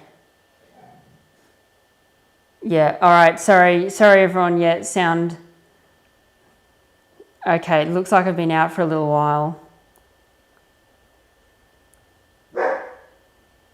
Oi! No speak. Can somebody please tell me where I was at?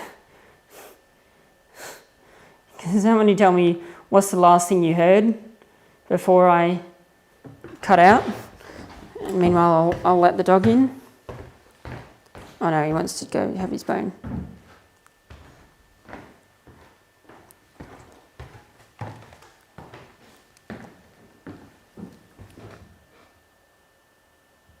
Five minutes, okay.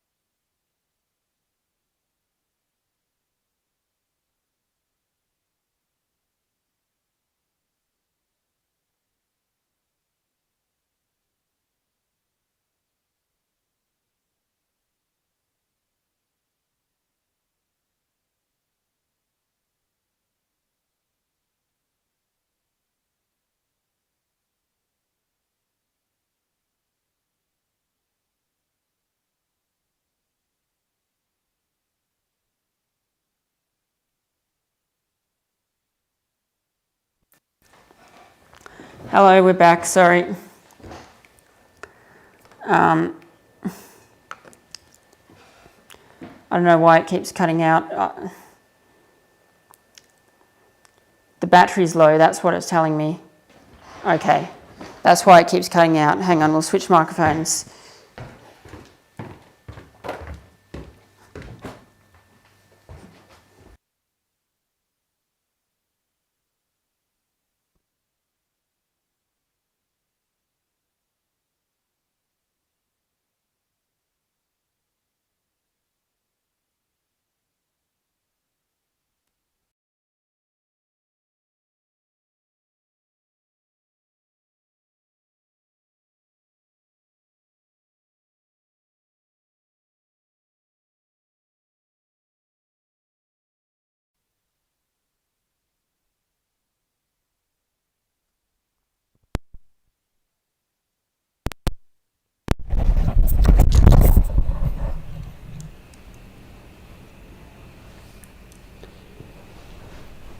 Right.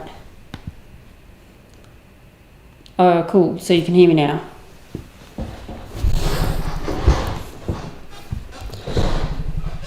Oh. Sorry about that.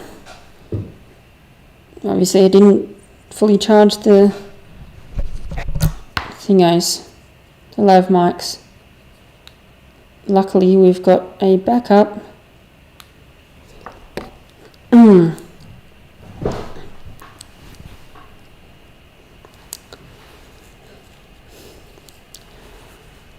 Okay. So, yeah, Hyatt Regency disaster, long screws. The short, very, very short version is that the screw manufacturer wanted to put two shorter screws rather than one big long screw to support two floating platforms.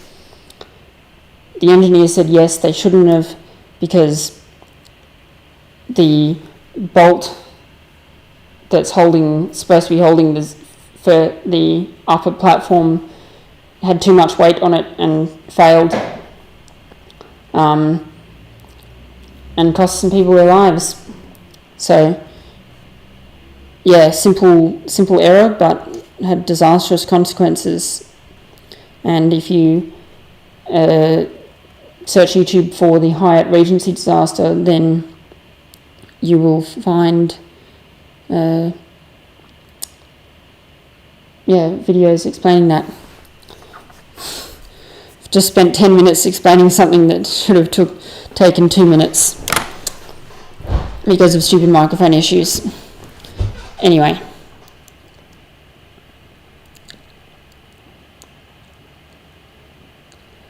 Roderick Smith made the joke that he's reminded of a recent broadcast, and now, for the first time on BBC Radio, we present a mime. Very funny.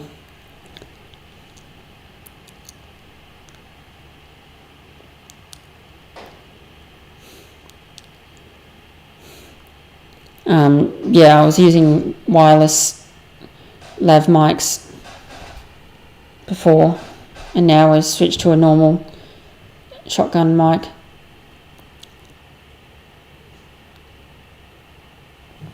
I thought what was happening was that I was moving about and accidentally hitting the off button on the thing, but I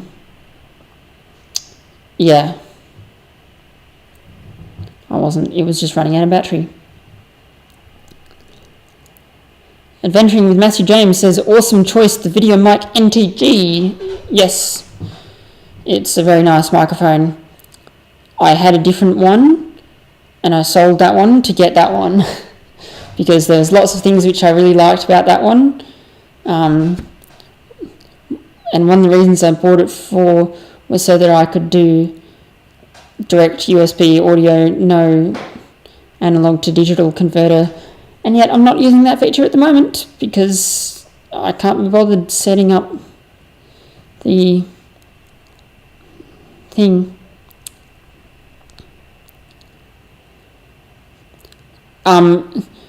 I could potentially use the receiver. I could potentially, I'm thinking like I'm broadcasting there, that's the camera there. I could potentially use the receiver while charging, but it was the transmitter which ran out of charge, which, yeah, I could, but then I'll move around and I'll pull some cord and it's disastrous. So I'll put it on to charge after we finish the stream.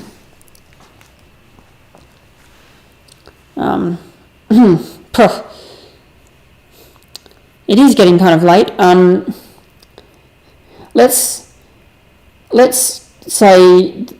remove the power supply and then we'll see how things go. We won't go on for too much longer, I don't think.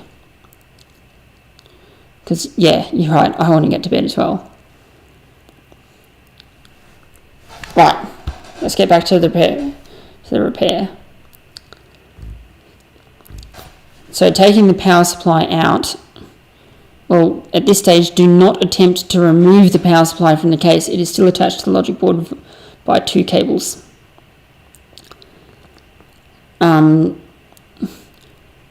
Move the power supply board towards the left edge of the case and free it from the notch in the logic board. Okay. And then we've got to get the stupid power connector out. This is the most annoying cable. Oh, we didn't remove the 2 short screws. But this cable that we're about to remove is the most annoying cable to remove in the whole computer. And you'll see me struggle.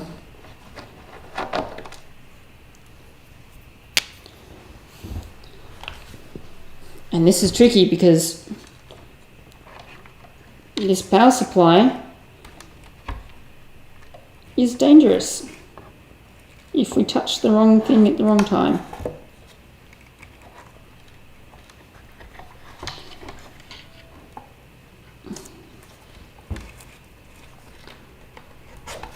But we've got to sort of get underneath and wiggle this cable free, which is the most boisterous cable.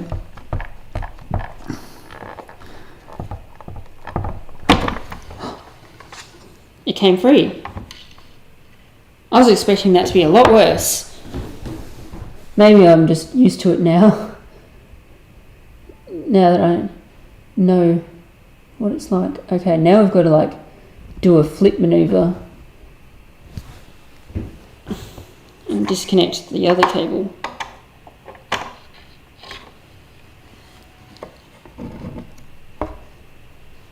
While also not shorting out the board in any way.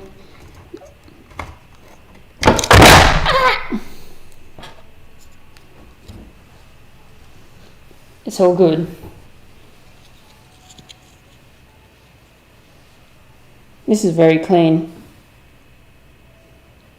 I was expecting to have to do a lot more dust cleaning, but it's very clean. I don't have to do anything pretty much. Let's put that on that. We still have to assume that capacitors are charged, but that's what a power supply, or specifically an iMac power supply, if I can get it into better light. Yeah, close-up's better. That's what it looks like. Isn't that cool? I think power supplies look very cool with all the capacitors and inductors and other bits and bobs.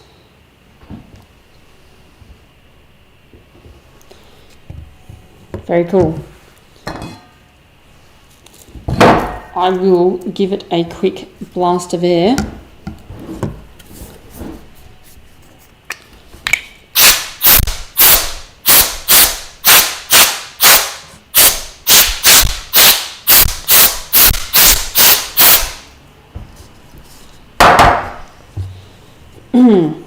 And set it aside in a safe spot. Where is the safe spot?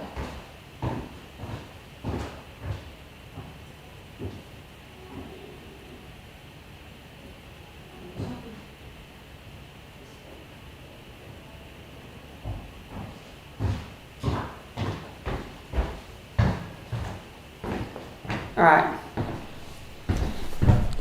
I found a safe spot for it in the other room. All right.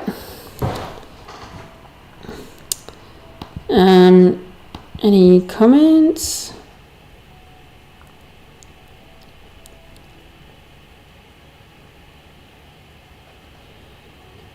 Patrick says, "Bruh, I thought it was around 10 minutes. Time went bloody fast."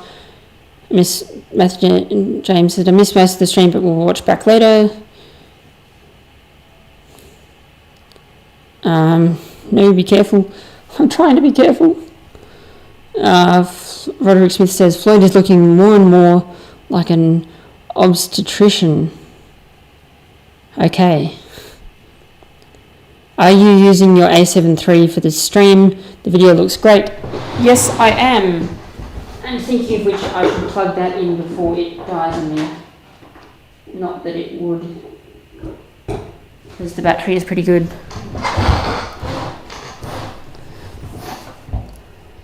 Whew.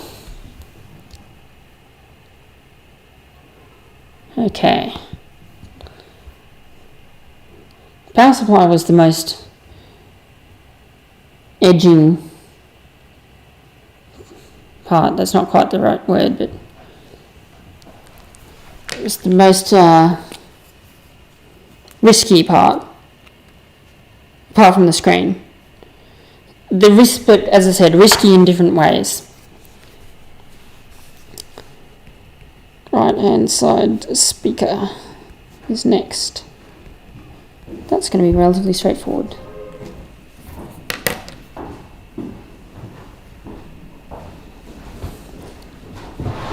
Where'd the screwdriver go? Here.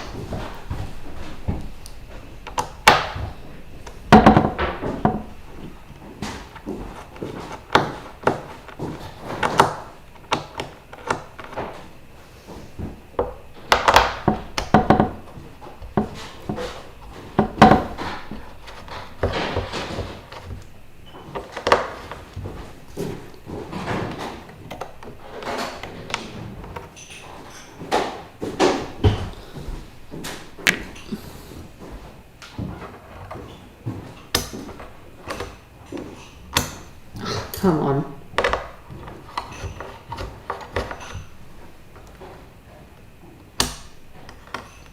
Get up.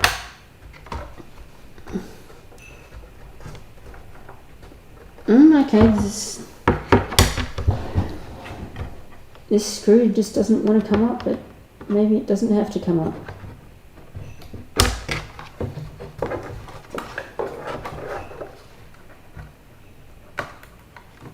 Here it comes.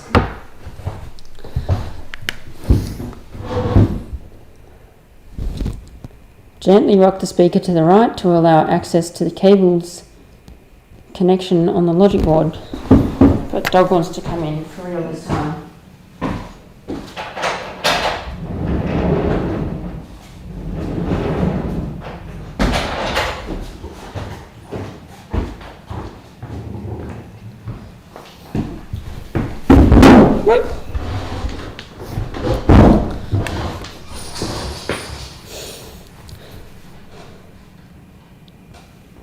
Oh, okay, and then we just remove the cable. Alrighty. So we rock it to the side like that, and then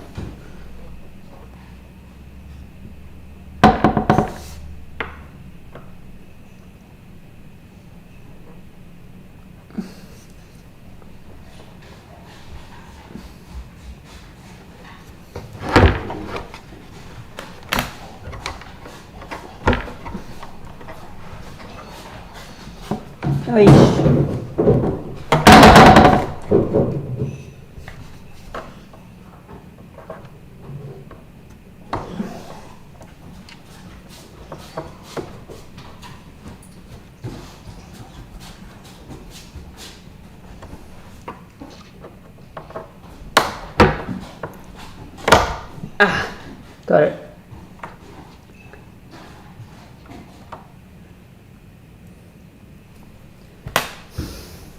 Go away.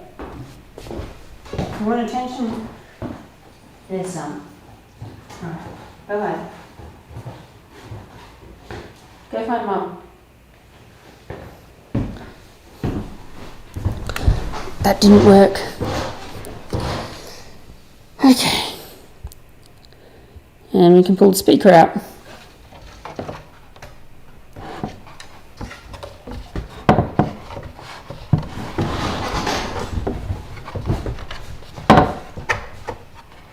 Oh, the speaker is annoying.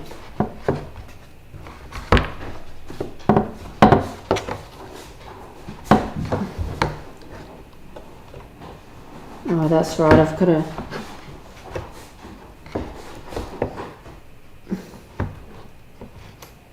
Supposedly I don't have to do this, but...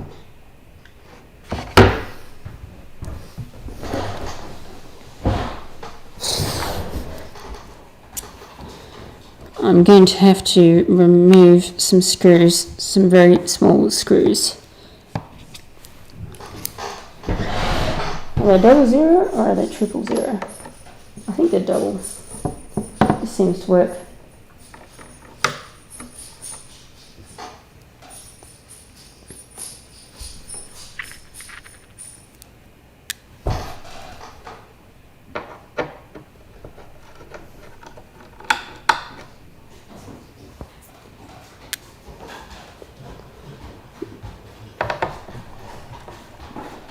Now these are the smallest of the smallest screws.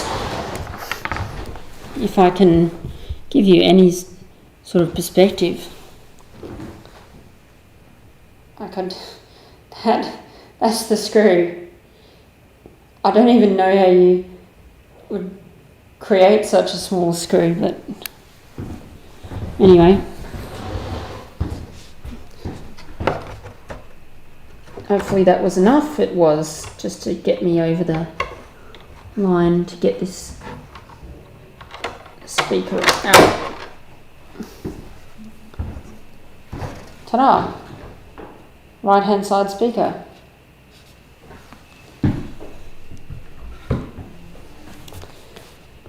Whew, looking pretty bare now inside.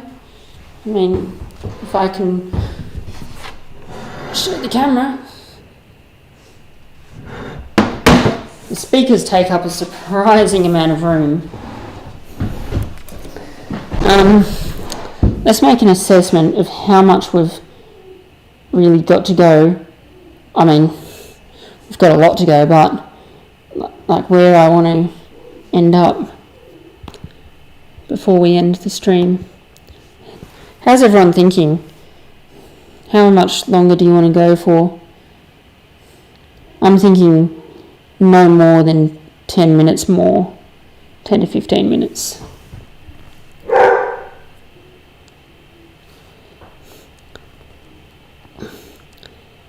Patrick says, this is easily a top 3 Bromley stream, very eventful.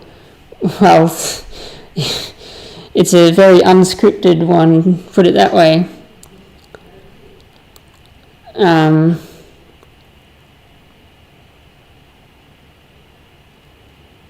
Brian says that's one laser unit repaired and under test. I don't know what you were talking about, sorry. Alright, so we've removed the speaker. Next thing to remove is the fan. Tip of a sponger to get the fan connector out. There's our sponger. This is our fan.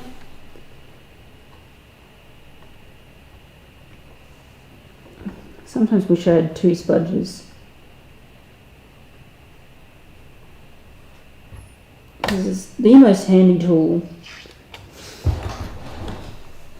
for electronics repair, and I itch my nose a bit too hard.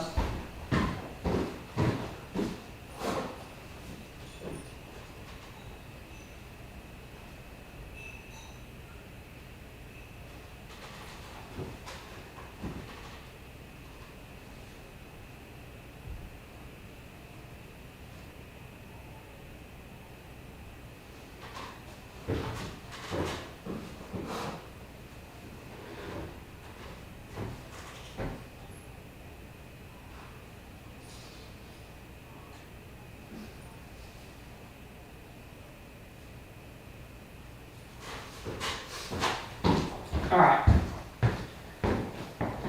I think we're okay now. Peel the black duct tape connecting the fan to the exhaust duct back slightly.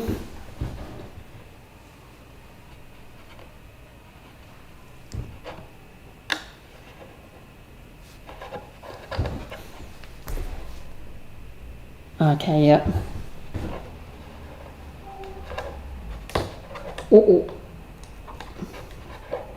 I actually did break that a little bit, but it's okay.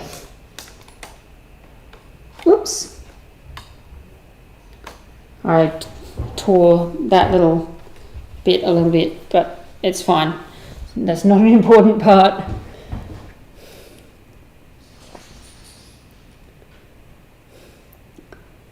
And then back to T10. Wow, this is I don't have to do much with different types of screwdrivers. It's all T10.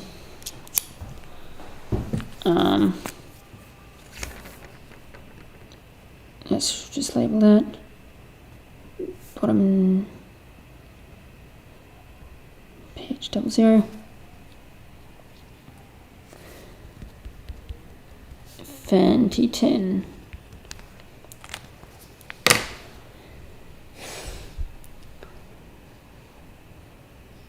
Alright, let's remove the fan.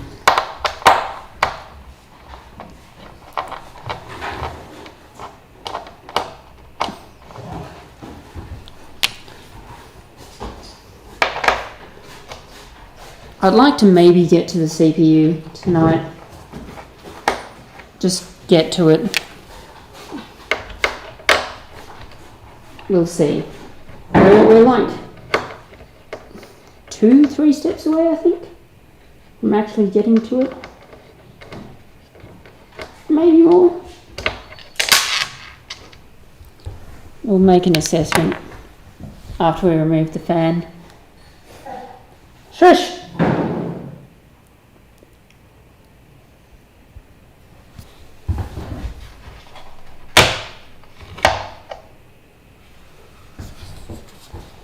There's the fan. Again, it's clean. Relatively clean. God. Tell you what, the iMac which I pulled apart, which was mine, or formerly my dad's, was way dirtier than this.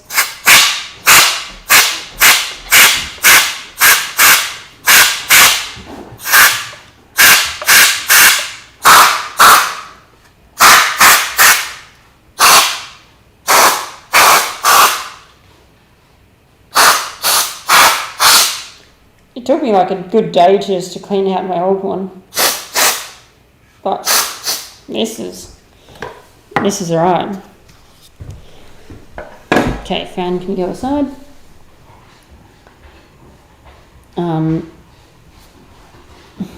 Okay, those things are next. Let's read some comments first.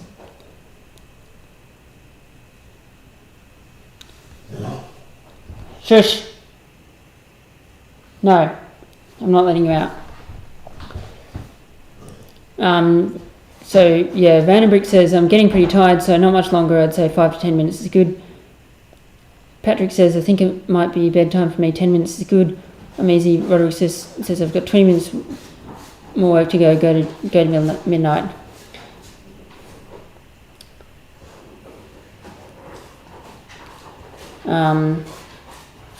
Oh, Brian's fixing some laser lighting minutes while watching me. Okay. Wait. No.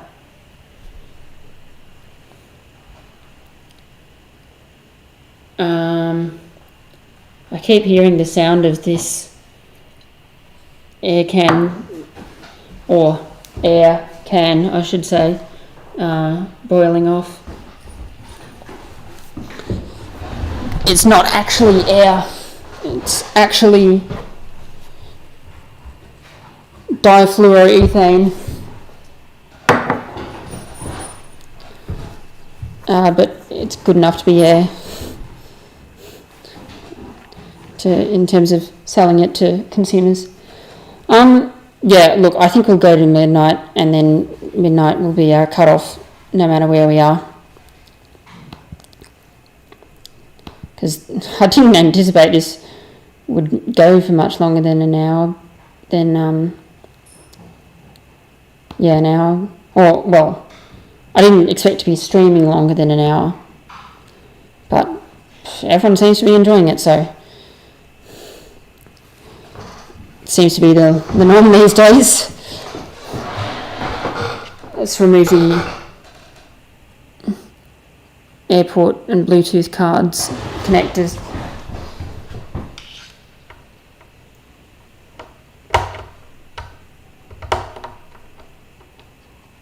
Oh, and that's...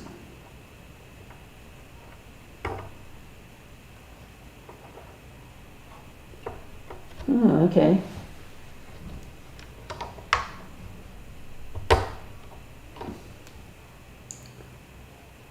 Do we? Yeah, we actually do need to. Or... No, we do need to. This is secured on... They're secured on with a bit of adhesive, and I was contemplating whether I needed to remove that adhesive or not.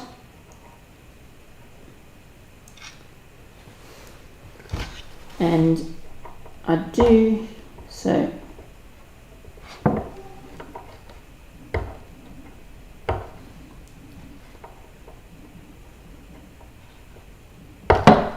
God, that's going to be difficult. At least from that end. I'm going to do it from the other end.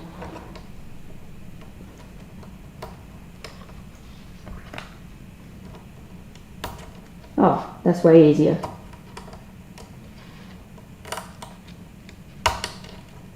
Oh, that was easy. Alright.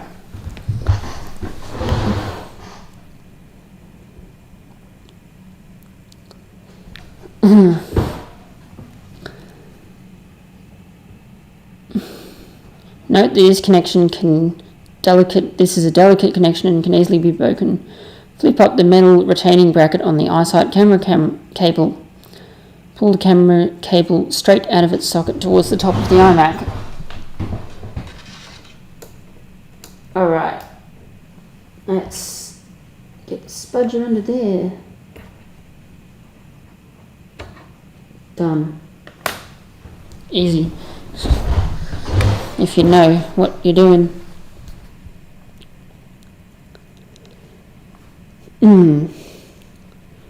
Use the flat end of the spudger to disconnect the headphone jack cable from its socket on the logic board. Gently push the cable out of the way. Okay. Where'd the spudger go? Over here.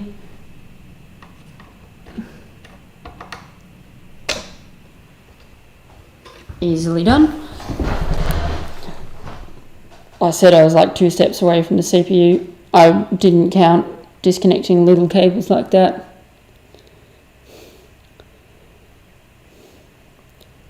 Alright, so all but one of these are T10.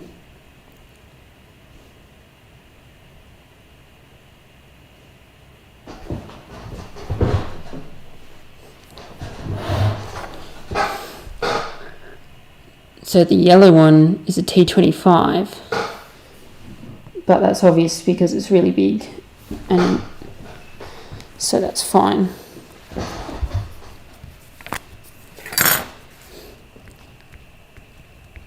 Logic board,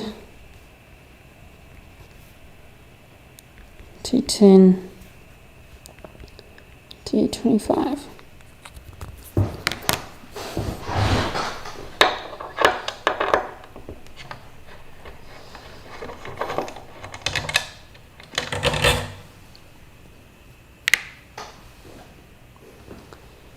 One there, one there.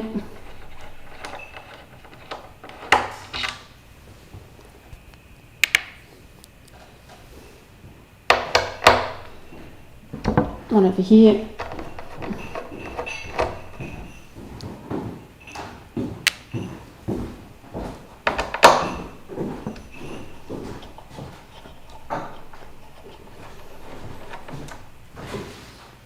Over here, one over here,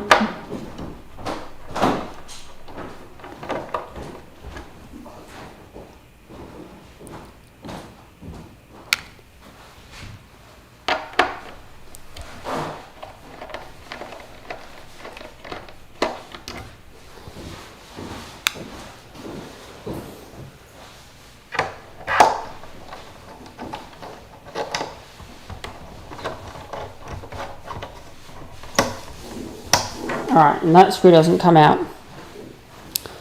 Now we switch to T25, which I think is this one. It is.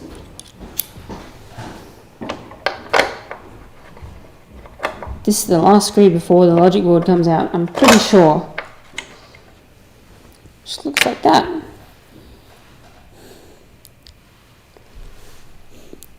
Hard drive SATA cable can't be removed just yet, but will get in the way of removing the logic board.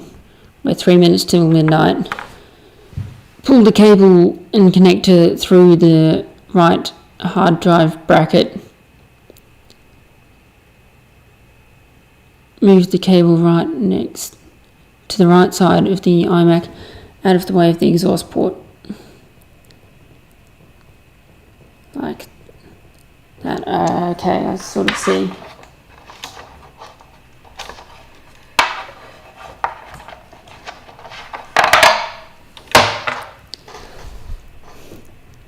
Alright, that's done. Oh, we've got a couple more screws. But they're T10s.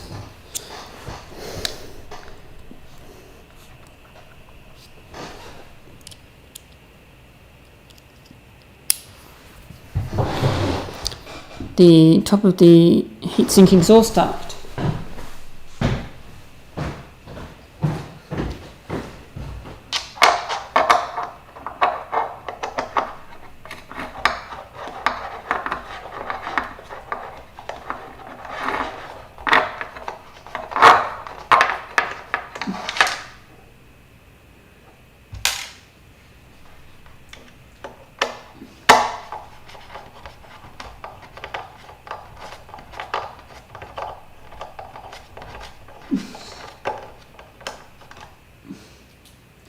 Alright. Is that the last two screws?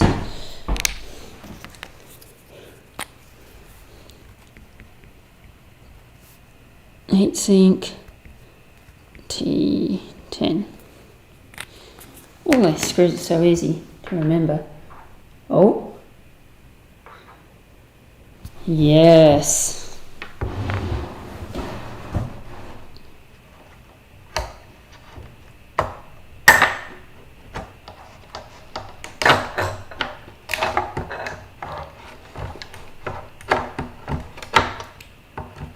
I've got to be careful, but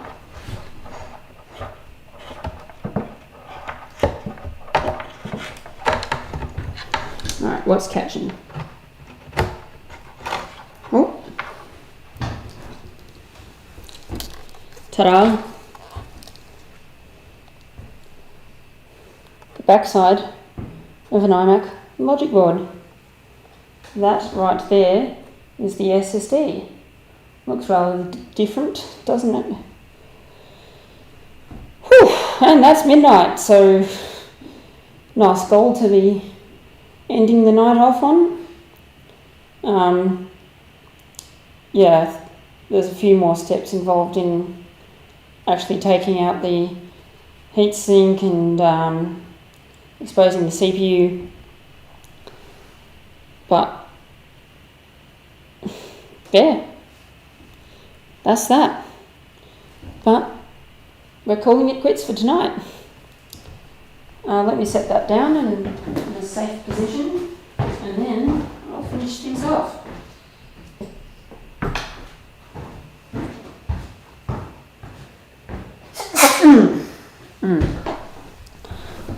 I'll finish off the actual repair tomorrow, off camera.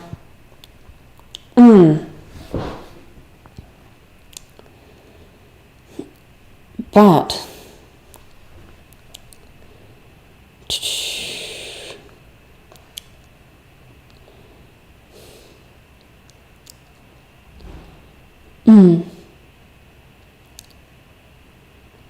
Robert Smith says, I revived on hearing difluoroethane. Are both fluorines on the same end, or are they opposed? Well, it's ethane. Ethane is only 2 carbon atoms long. So the fluorine. Okay, yeah. No, now I see what you're asking, because it's not. I don't know, but I would suspect they're on either end. Just a guess, though.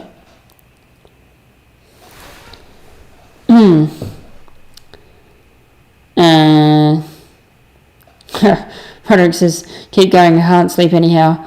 I'm reminded of the instructions from elsewhere. The lady turns on the watermelon while the gentleman adjusts the speed of the rocking chair. Beefy logic board right on 12. Great timing. Where is the family eating breakfast in the morning? The family doesn't eat breakfast, short answer.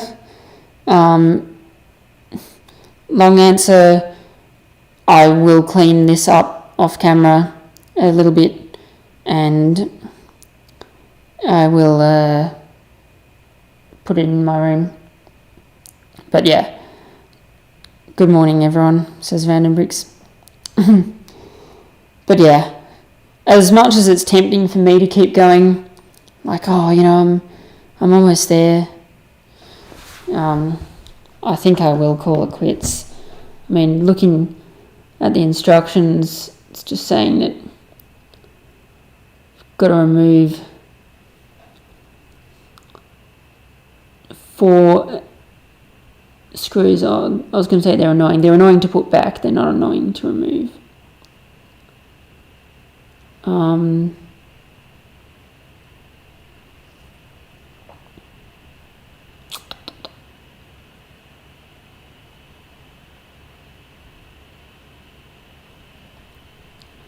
Well, hey, look. There's 8 screws. I'm just going to power through, and we're going to remove the CPU, because I think it'll only take a minute or 2. But then we'll definitely go to bed. But I'm going to be quiet. I'm not going to talk so that it gets done.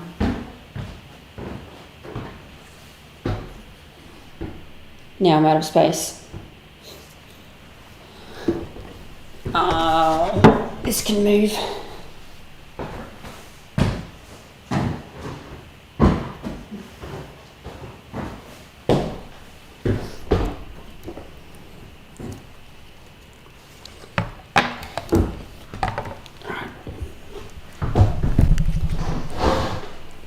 T10, perfect.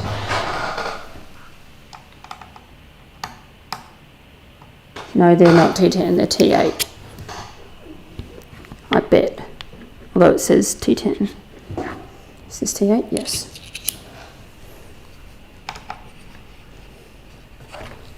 Oh, that's for the CPU. They are T8, it says it.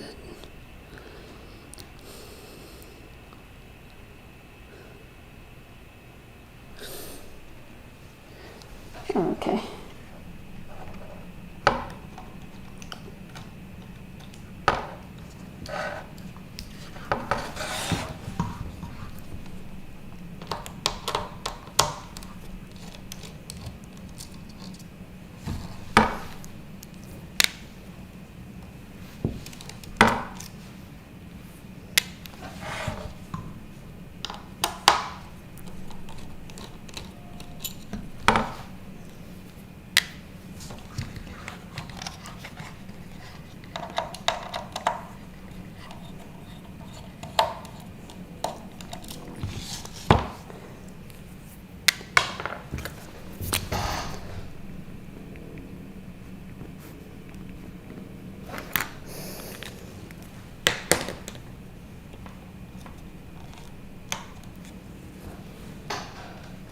Little retaining bracket.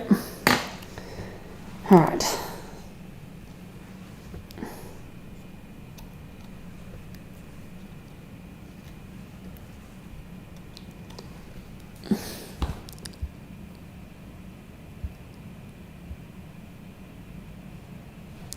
to T10.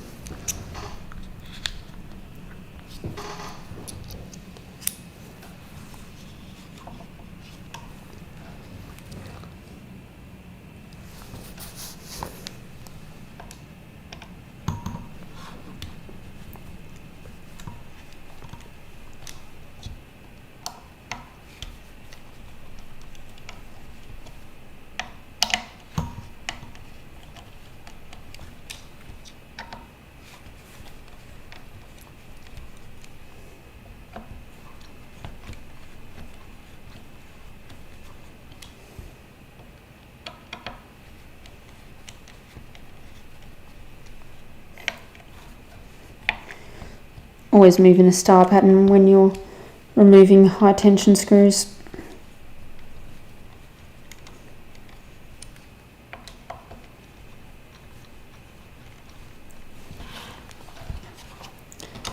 Come on.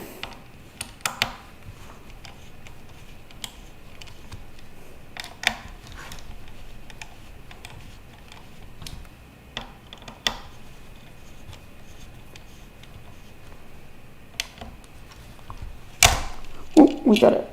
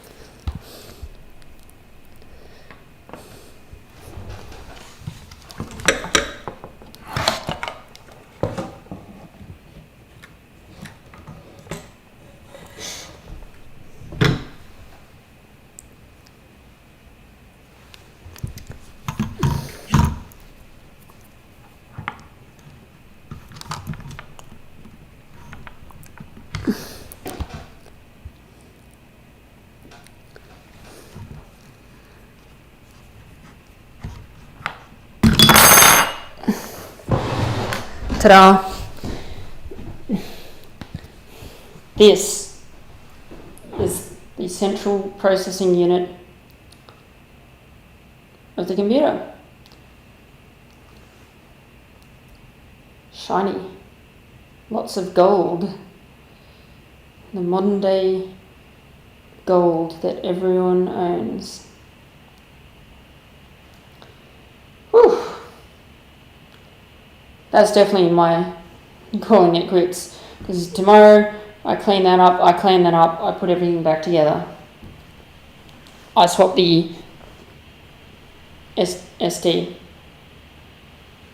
But basically everything we've done tonight, plus a little bit in reverse.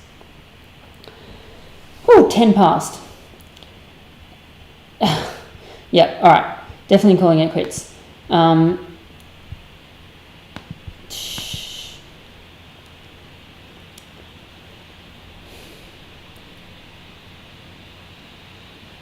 CPU removal speed run. A minute or two, bed to be postponed. Yep. Ta-da, ta-da, ta-da. For those of you who are curious, this is an i7 Intel Core i7 4770K. I'm pretty sure.